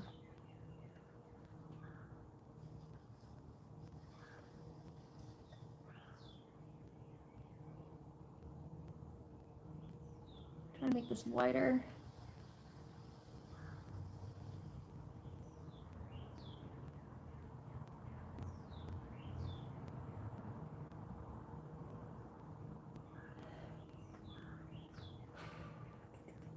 This is gonna be a gigantic foot on this plate, I feel like.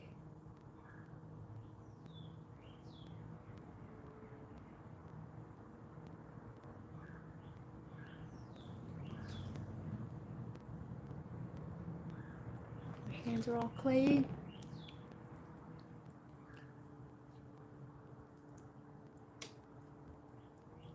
Oh yeah, like you ever hear that old joke, like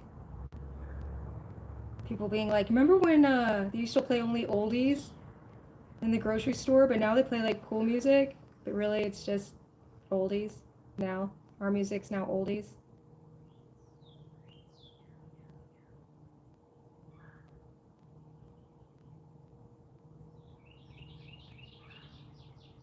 I think the one that got me the most was when my nibbling schools did like aughts days, like you know when they have those dress up days, and they did, you know, dress like the 2000s.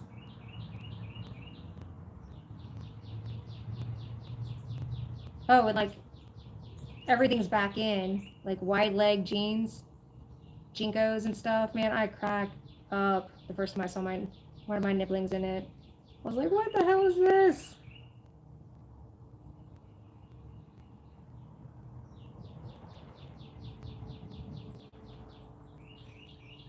Alright, we gotta get this rim right. This rim is not a rim. Oh, I have one here that's working.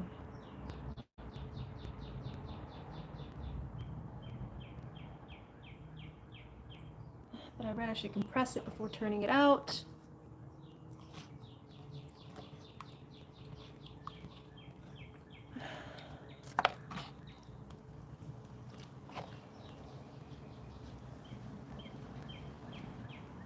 I don't know any of my stuff is anymore. It's got this big pile of like messy clay, and I don't know where my chamois is.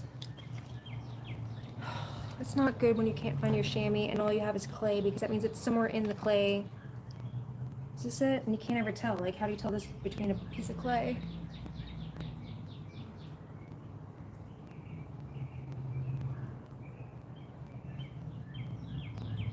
Dude, my sister and I, we took jeans and we did inserts in the legs to make them wider. So we would undo the seam on the side of the legs and then insert a triangle shape of fabric.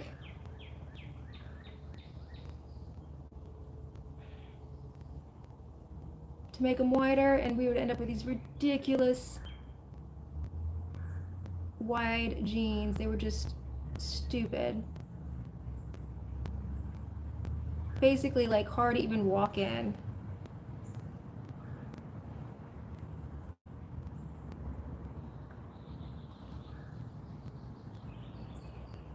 And I remember one thinking they were cool, but I also remember like they were annoying because like anytime it rained, they were so big that like you would get the edges of your pants soaked.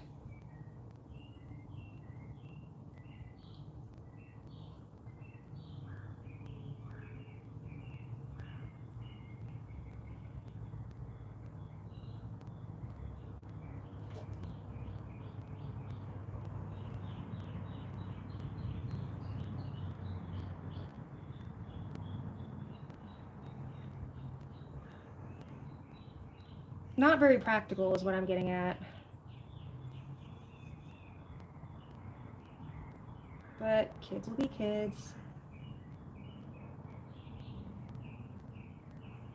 This is definitely not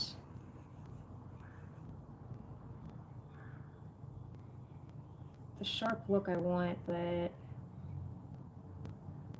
it's a plate. It's a plate. We're just gonna take it.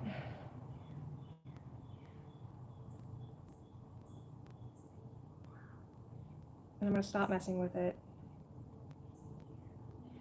right now.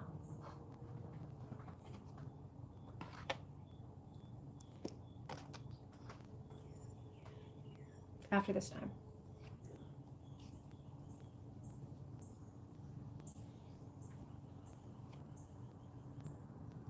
Dude, I have learned now that I finally understand that fashion comes back around, so you just wear what works for you, and every 20 years you'll be in style. But I've also learned I don't care about chasing it. Like, I don't care what's in style. I really don't. I'm gonna wear what works for me.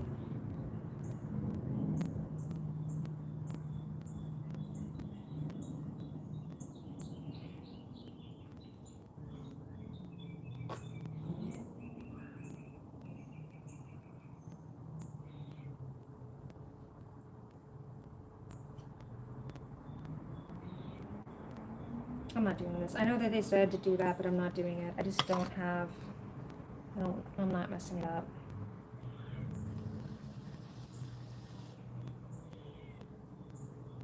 Maybe I'll try this. This is kind of the right shape.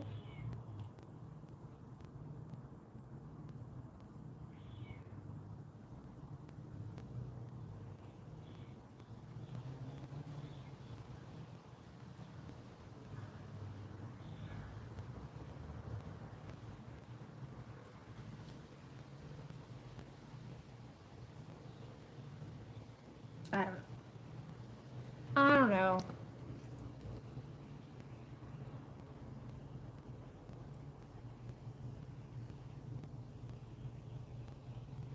Oh yeah, no, the cargo shorts, t-shirt, and all that's classic. Certain things, that's what I'm saying. Like you just wear what fits you, because like nothing's like. Also, like I also learned that no one like. It doesn't really matter unless you're wearing something like extremely period specific, and you're like, I don't know. I just don't care. I wear the same thing. Jeans, plain t-shirt.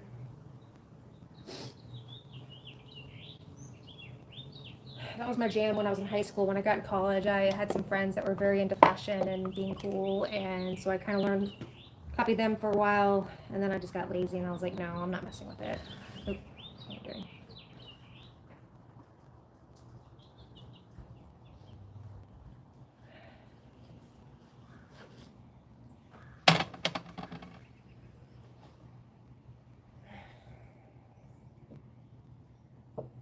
All right, I think I'm gonna save that last piece, and I'm just gonna throw. Oof, I gotta go put this up.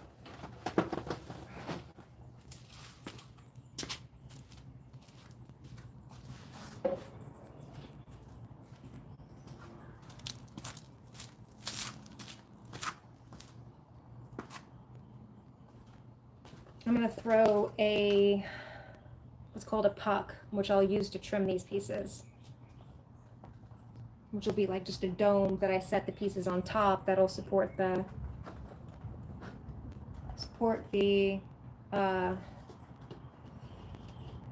base of the plate while I trim.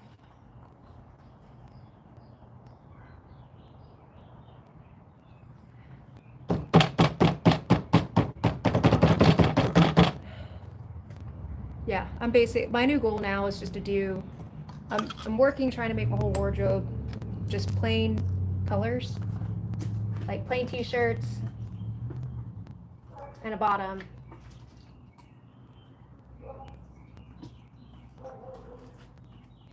Capsule clothing. It's kind of funny, my family teases me. They're like, Casey in her uniform. Because I literally wear the same thing all the time. If I like something, that's all I wear. And I'm like, yeah, so who cares? Like most of the time, my family's the only people that really notices what I'm wearing. And sees me enough to know that I'm wearing the same thing. Except I once had a boss comment on another person, like they weren't even on our team or anything, and she's like, he always wears the same suit to all the conferences. And I was like, yeah, so? Like, who cares? Who wants to spend their money on clothes that they wear at conferences? So I'm going to save this 4-pound ball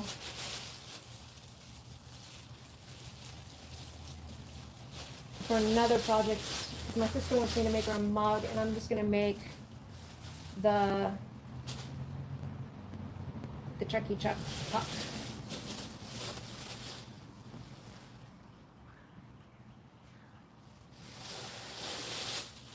Yeah. So that was the other thing. That was the issue that I was having when I was trimming the flying saucer, was when I was trimming it. So, you know, imagine I'm flipping this over. Shouldn't fall, right?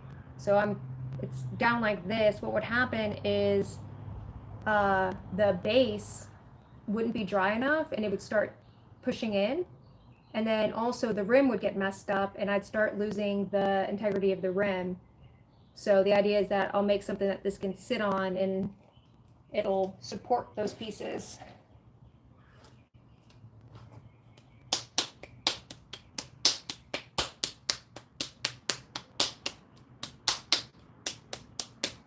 But I do think it's going to be a better UFO shape doing it this way. Even though we're trying to get around not having a puck. Because I was being lazy. And stingy with my clay.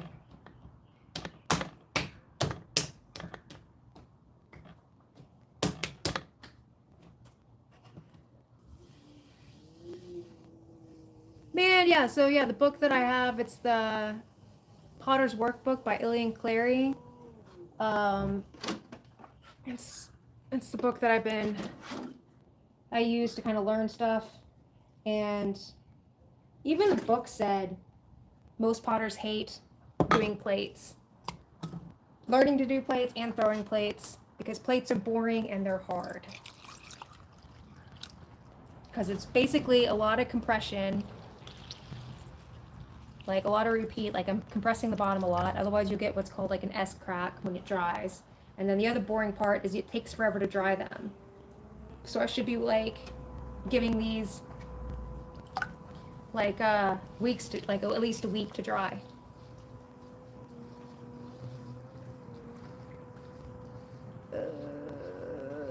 Man, I wish I could turn this super duper strong auto moderator off, but unfortunately, I got it. Okay, I want to view the message. Oh yeah, that was a good one to see. That was a perfect example of one to hide. Hide. Hide.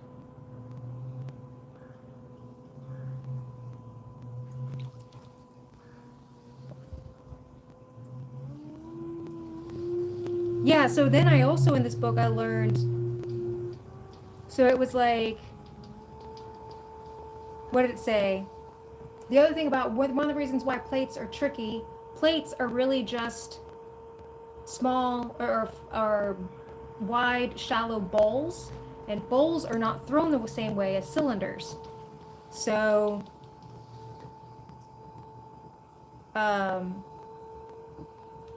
and one of the things that you do with the bowl is that you use the inside hand as your dominant hand instead of the outside, which I still haven't quite figured out how to do. I'm still struggling with that. Sure, can let me know if like there's a thing that you say that doesn't go through. Because the last one I blocked was from another person, and I'm assuming it's the same thing again. And I don't want to deal with it.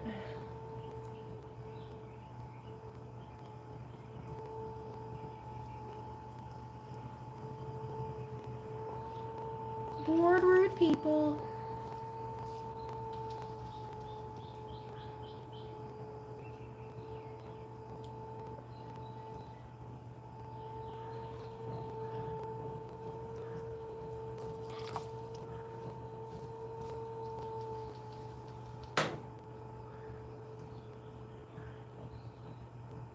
I don't think I need to cone up really too much with this. I just need to make sure it's compressed.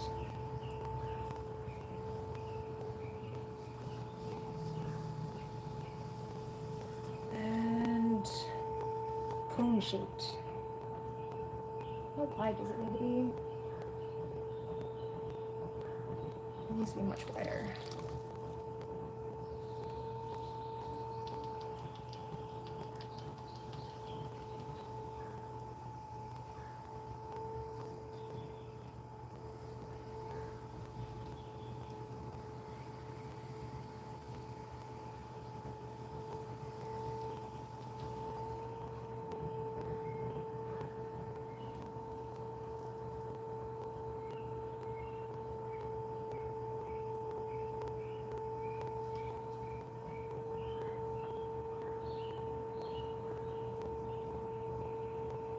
Okay, cool. I always feel bad when I miss. Usually, I think I told you that. Usually, I don't even like when it says this has been held. I usually don't even look at it. And I started looking at it because you said yours were going away, and it's funny. Yours do get flagged a lot, and they're the most benign freaking thing. I find that funny. Just because, like I said before, you've been nothing but, in all the interactions we've had, you've never been anything but eloquent and, like, respectful to every person I've seen that you've interacted with, and you get flagged so much.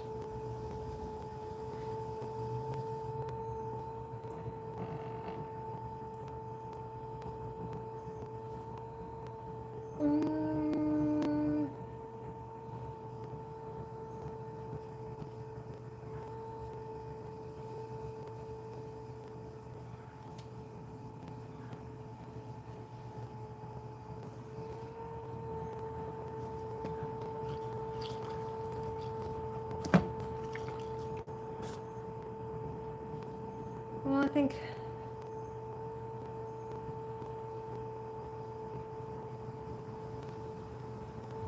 it's funny too because it's like super strong, you know,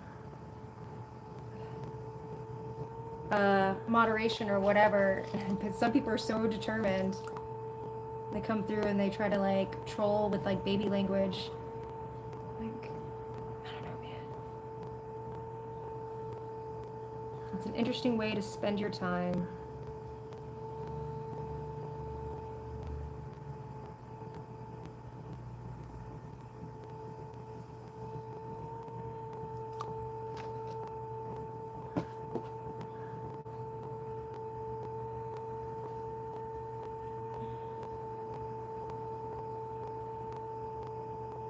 I need this to be more flat, and it's not.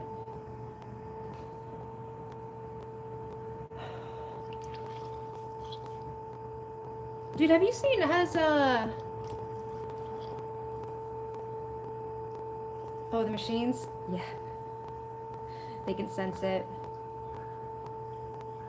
Pottery Demon, does he stream anymore?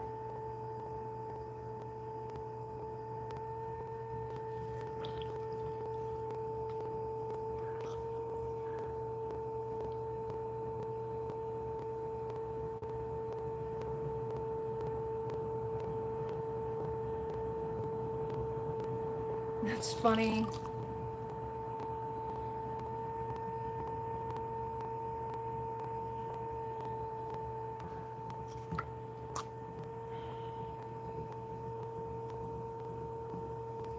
Funny, funny, funny. I mean, I'm sure it's very frustrating, but again, just the irony of it is funny.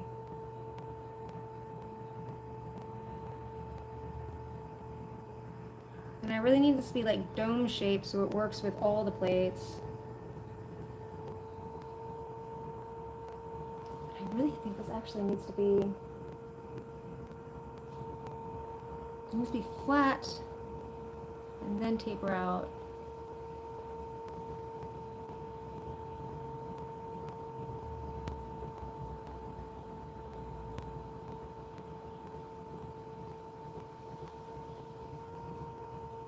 Why aren't you going flat?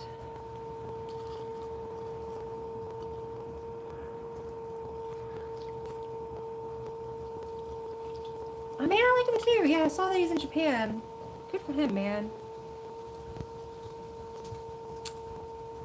I think he's got a good heart. I like people with good hearts. I need to catch one of Ben's streams sometime. He's popped in here a couple of times.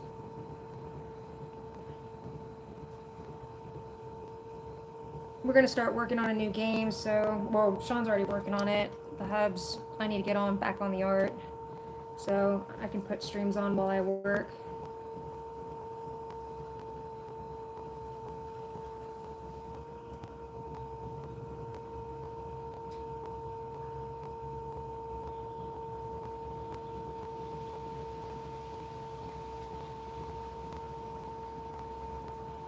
I think I'm gonna use this.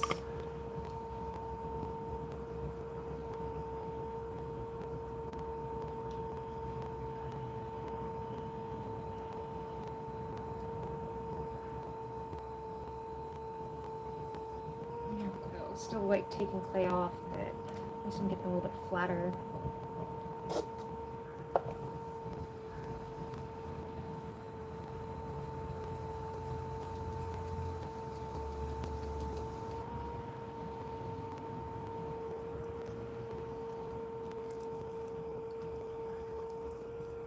Gaming stream? What? What's he gaming on?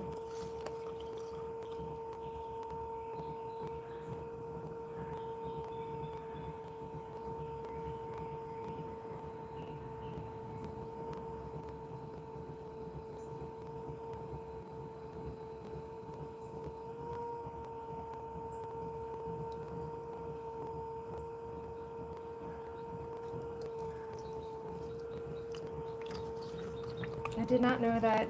Wait, was he and I talking about games the other day? Or was somebody else?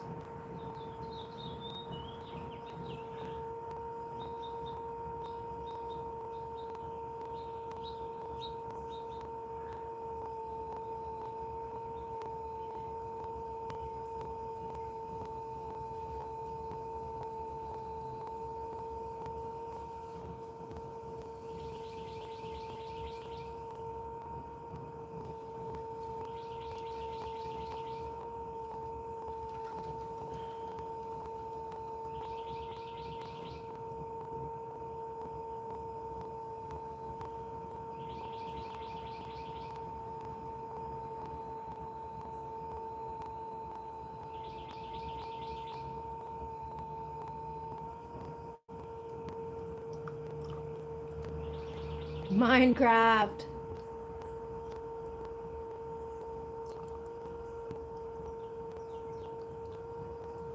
That's hilarious. Man, Minecraft is the chicken soup of gaming. If I'm sick, my husband's sick, don't feel good, just plug into Minecraft for a while.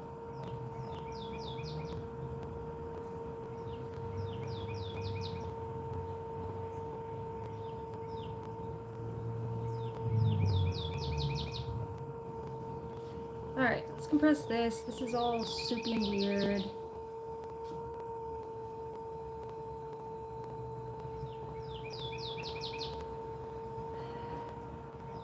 Let's compress the rest of that, make that kind of flattish.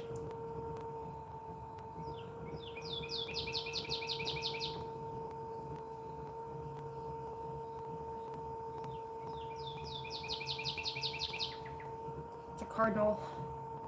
Or it's a mockingbird pretending to be a cardinal, one of the two.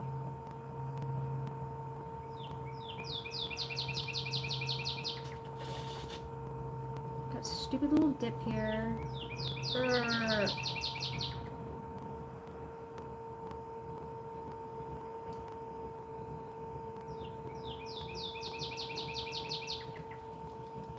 I'll have to check out. When's he doing the Minecraft? The channel's called Old Bencraft. That's hilarious. I'm gonna have to check it out now.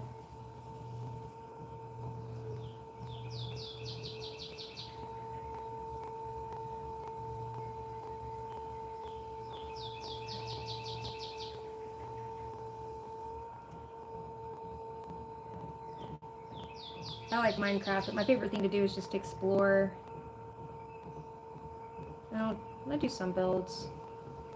Explore, then die, and lose all my stuff. It's funny, like, so my husband and I have a game together, and there's a special, you know, there's Casey's stuff and then Sean's stuff. Because you can't trust me to, like, hold on to anything.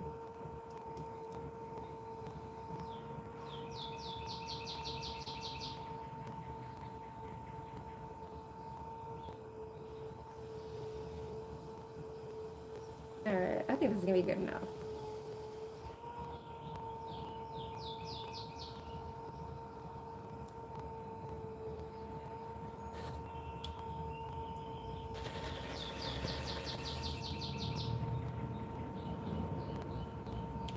Yeah, it's gonna be good enough. I'm gonna take my little metal rib, scrape stuff off.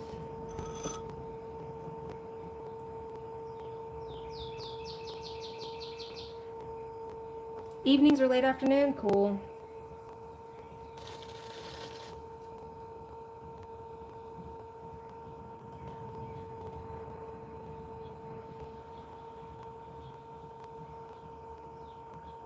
Yeah, I haven't been really, I don't know what I've been doing. I went through a little bit of weird, funky thing recently. So I just dove into books, and I read a bunch of books and kind of sat in that world for a while and didn't really interact with people. So I haven't seen anybody in a while on the streams. And I think because this is my puck, I'm just going to leave it. I'm not even going to take it off the bat. I'll just leave it on and then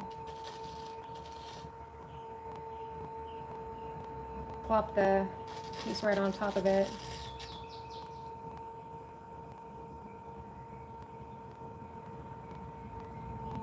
Alright. So, catch you later, dude. I'm fixing to hop off anyway. Tell the wife I said hello. Alright, so these are the pieces I threw today. First piece was this plate, which I think has one of the better shapes.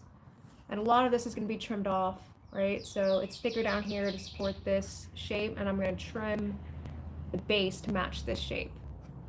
And then I'll set this on this, which probably is not going to work for this. Crap.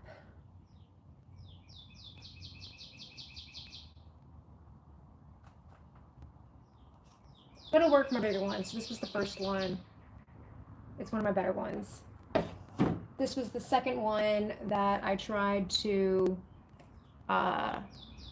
reverse the wheel on. It's got a better size, I think it's like a better rim and a better outline, but the inside is kind of jacked up. It's too, I can't really show it on the camera, but it's got like a little dip in the middle, and I don't really know how I'm going to fix that. And then I think this one was next. This is one of my better ones. Definitely plate shaped, but there's a wonkiness in the rim, which I don't know if I can catch on the camera again. It's like right there. It's like a, you know, divot. I don't know what I did. I probably jammed my finger in it or something. This one was a 2-pounder. This was a 2-pounder.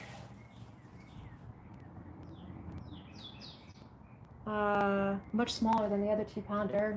I don't know why, but it's, oh, it's thicker. So I probably should have brought more clay up. See how it goes straight down? I should have it more at more of an angle so I could have pulled that clay out. But other than that, it's not bad. And then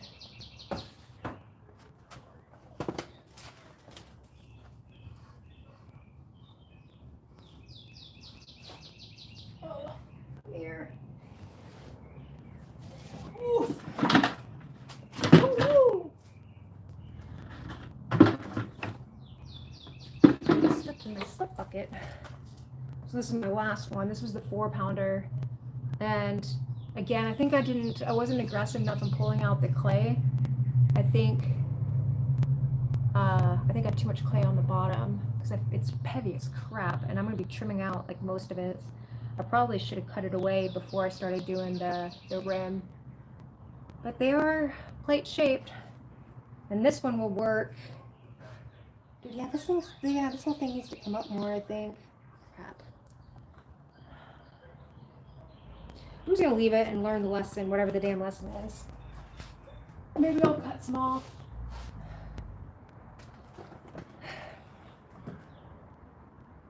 I could just do that, cut some off and make it smaller.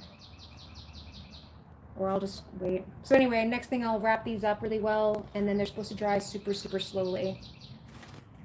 And that's supposed to help the drying. So we'll see how it goes. I am lopsided. What?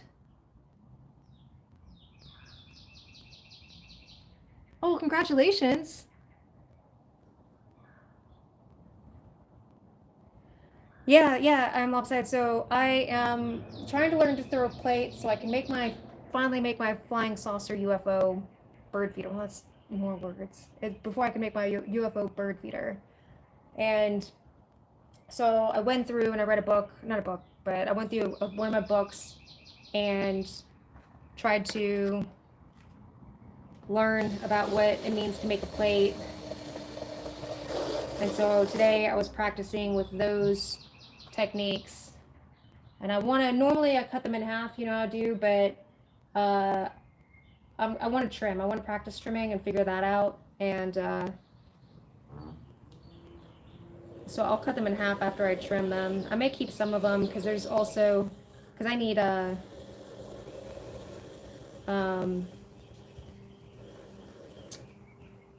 what do I need? I need plant saucers, or saucers for my plants.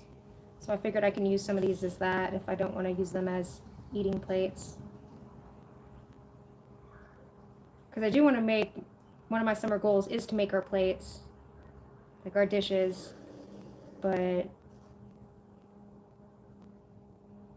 these aren't for that really. So anyway, and this is the chuck or the puck that I'm going to use to trim it.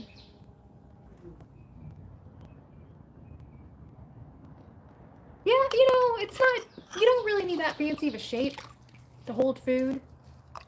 So, but it's funny because what I learned is, from the book, is plates are they're shallow bowls, and bowls are not thrown the same way as cylinders. And the difference is you use, on cylinders, your outside hand is your dominant hand, and that's the side that is, or that's the hand that is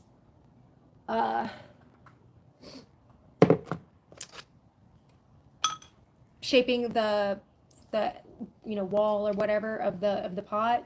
Well, with bowls, you use the inside hand as your dominant hand, and that's the hand that is creating the shape, and it's very awkward. It's very awkward doing that way. So I'm gonna need to practice more. And it's funny because I said this a few times already, but the book even says that plates are classically something that people do not like throwing or learning to throw, that it's boring and they're not fun. And no, it's hard and it's boring. So anyways, it's the basics. I got distracted. I like to make fun things and I don't find the basics fun, but I do need to go back to the basics. I've got this great book that walks through all like the basic stuff that you're supposed to learn as a potter, and I got distracted and started making just whatever I wanted to make. And I'm learning now to make whatever I want to make. I need to learn the basics. So pretty sure that's a common thing in learning.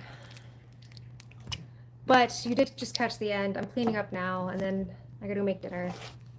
So next time, I think I'm gonna be working on a mug my sister wants me to make. I saved some clay for that, so I got like 4 pounds, I think, so I can maybe make like 4 attempts. Maybe a little bit more if I do less. So I don't know when I'll be on again, but maybe a day or so. We'll see. I gotta work. I gotta do some things. I'm slacking. I'm hoping you're out of your funk, though. And super congratulations on the Masters. That's huge. That's huge. That's a lot of work.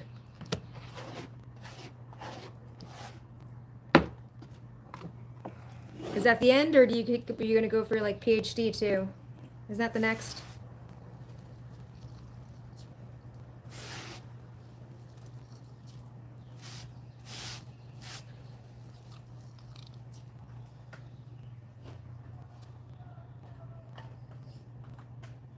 Oh, I gotta put this out of the way.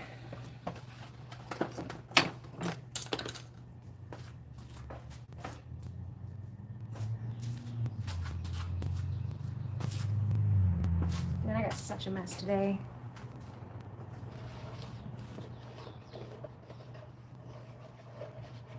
Dude, I was spent after my bachelor's, but I made it way harder than it needed to be.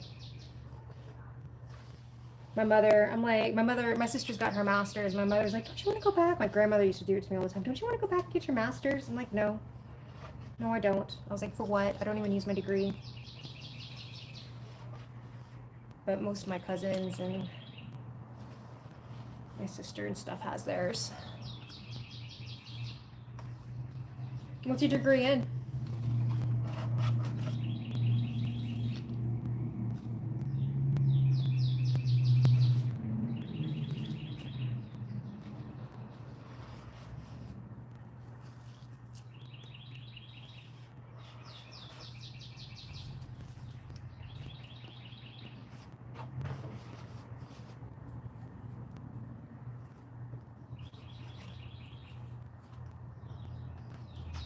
Yeah, what I learned in college is I like learning to learn. I don't like learning for work. And part of college is like learning for work. And I don't mean like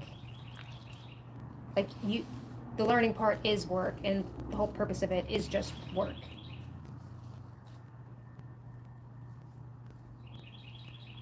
Oh, sweet. Are you going to be a politic?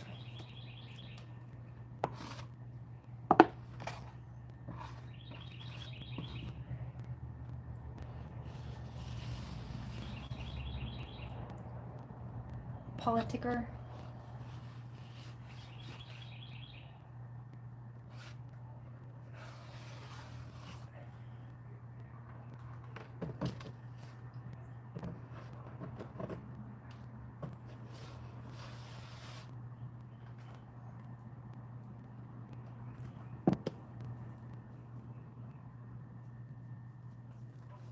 That's cool.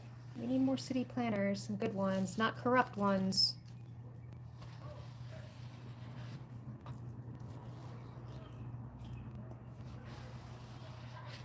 I know a guy that he was a civic engineer, and he ended up getting into politics because he just got so frustrated with how things were running and ended up running himself. What was his name? Rob Long. He's down in Florida somewhere, I believe now. That's cool. Yeah, my degree was in interdisciplinary social sciences with a focus in political science, anthropology, and communication.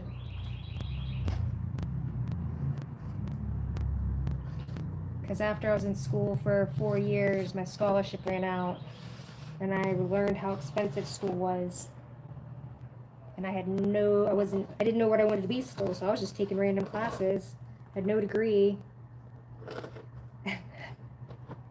no plan. And so I just went to my counselor and I was like, what degree am I closest to? And she was like, well, I think you could be this. We don't have a program for it, so you'll have to do this, and you could be a social studies teacher. And I was like, okay, I'll do that. You just have to get an extra certificate. And then I graduated, and then they fired like 300 teachers in my county, and all my friends who were teachers said, don't do it, Casey. So I went to a different path. That is super exciting. Congratulations. Celebrate yourself for all that work, because it is a lot.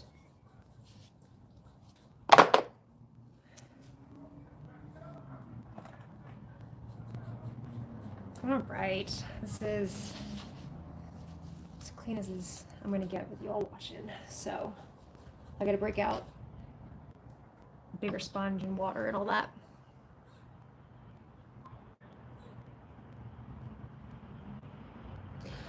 It's funny enough, that person I was telling you about, when I first met him, they had no political aspirations. It was purely just passion, and they, like I said, they just got really, I guess, I think he was having like butting heads with somebody, like an official, and then finally he's like, well, I'm just gonna run for that guy's position.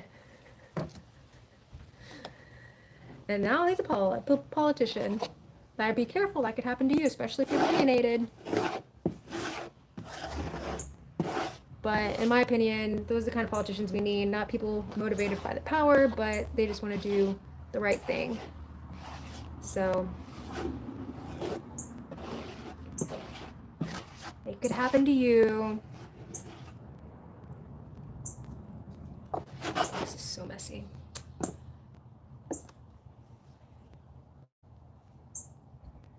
Oh no, and I just mixed the freaking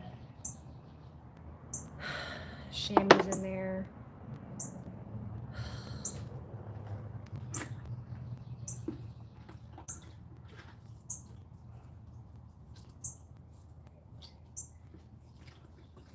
Oh, I gotta find it. It's not already in here.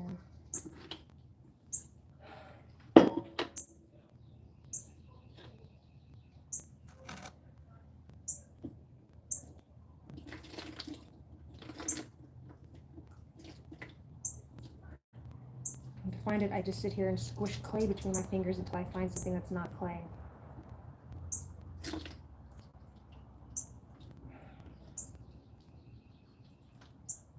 Oh, there's one.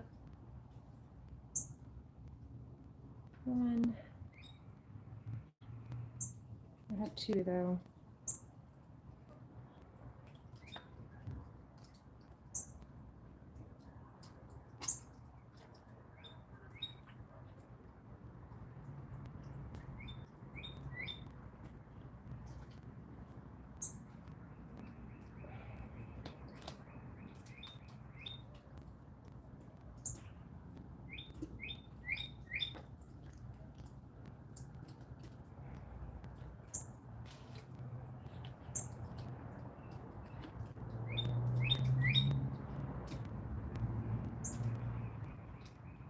Over there somewhere. This is all clay. Maybe I moved it. Did I get rid of it? The other one's super tiny too.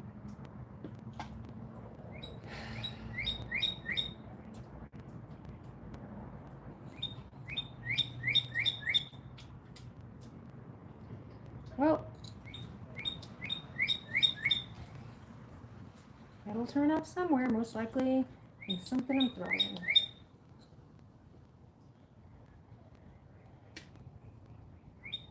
All right, Fred, Fred gotta go.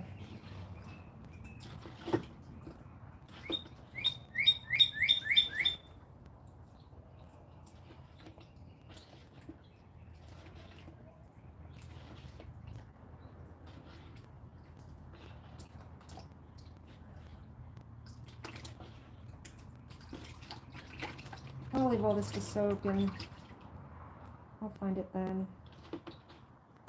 Sorry, I gotta stop. For real, I'm glad you stopped by, dude.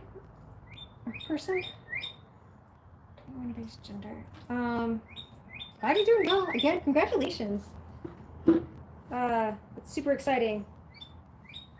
Super, super exciting. And I'm glad your funk is over. I hope it is anyway. All right, later.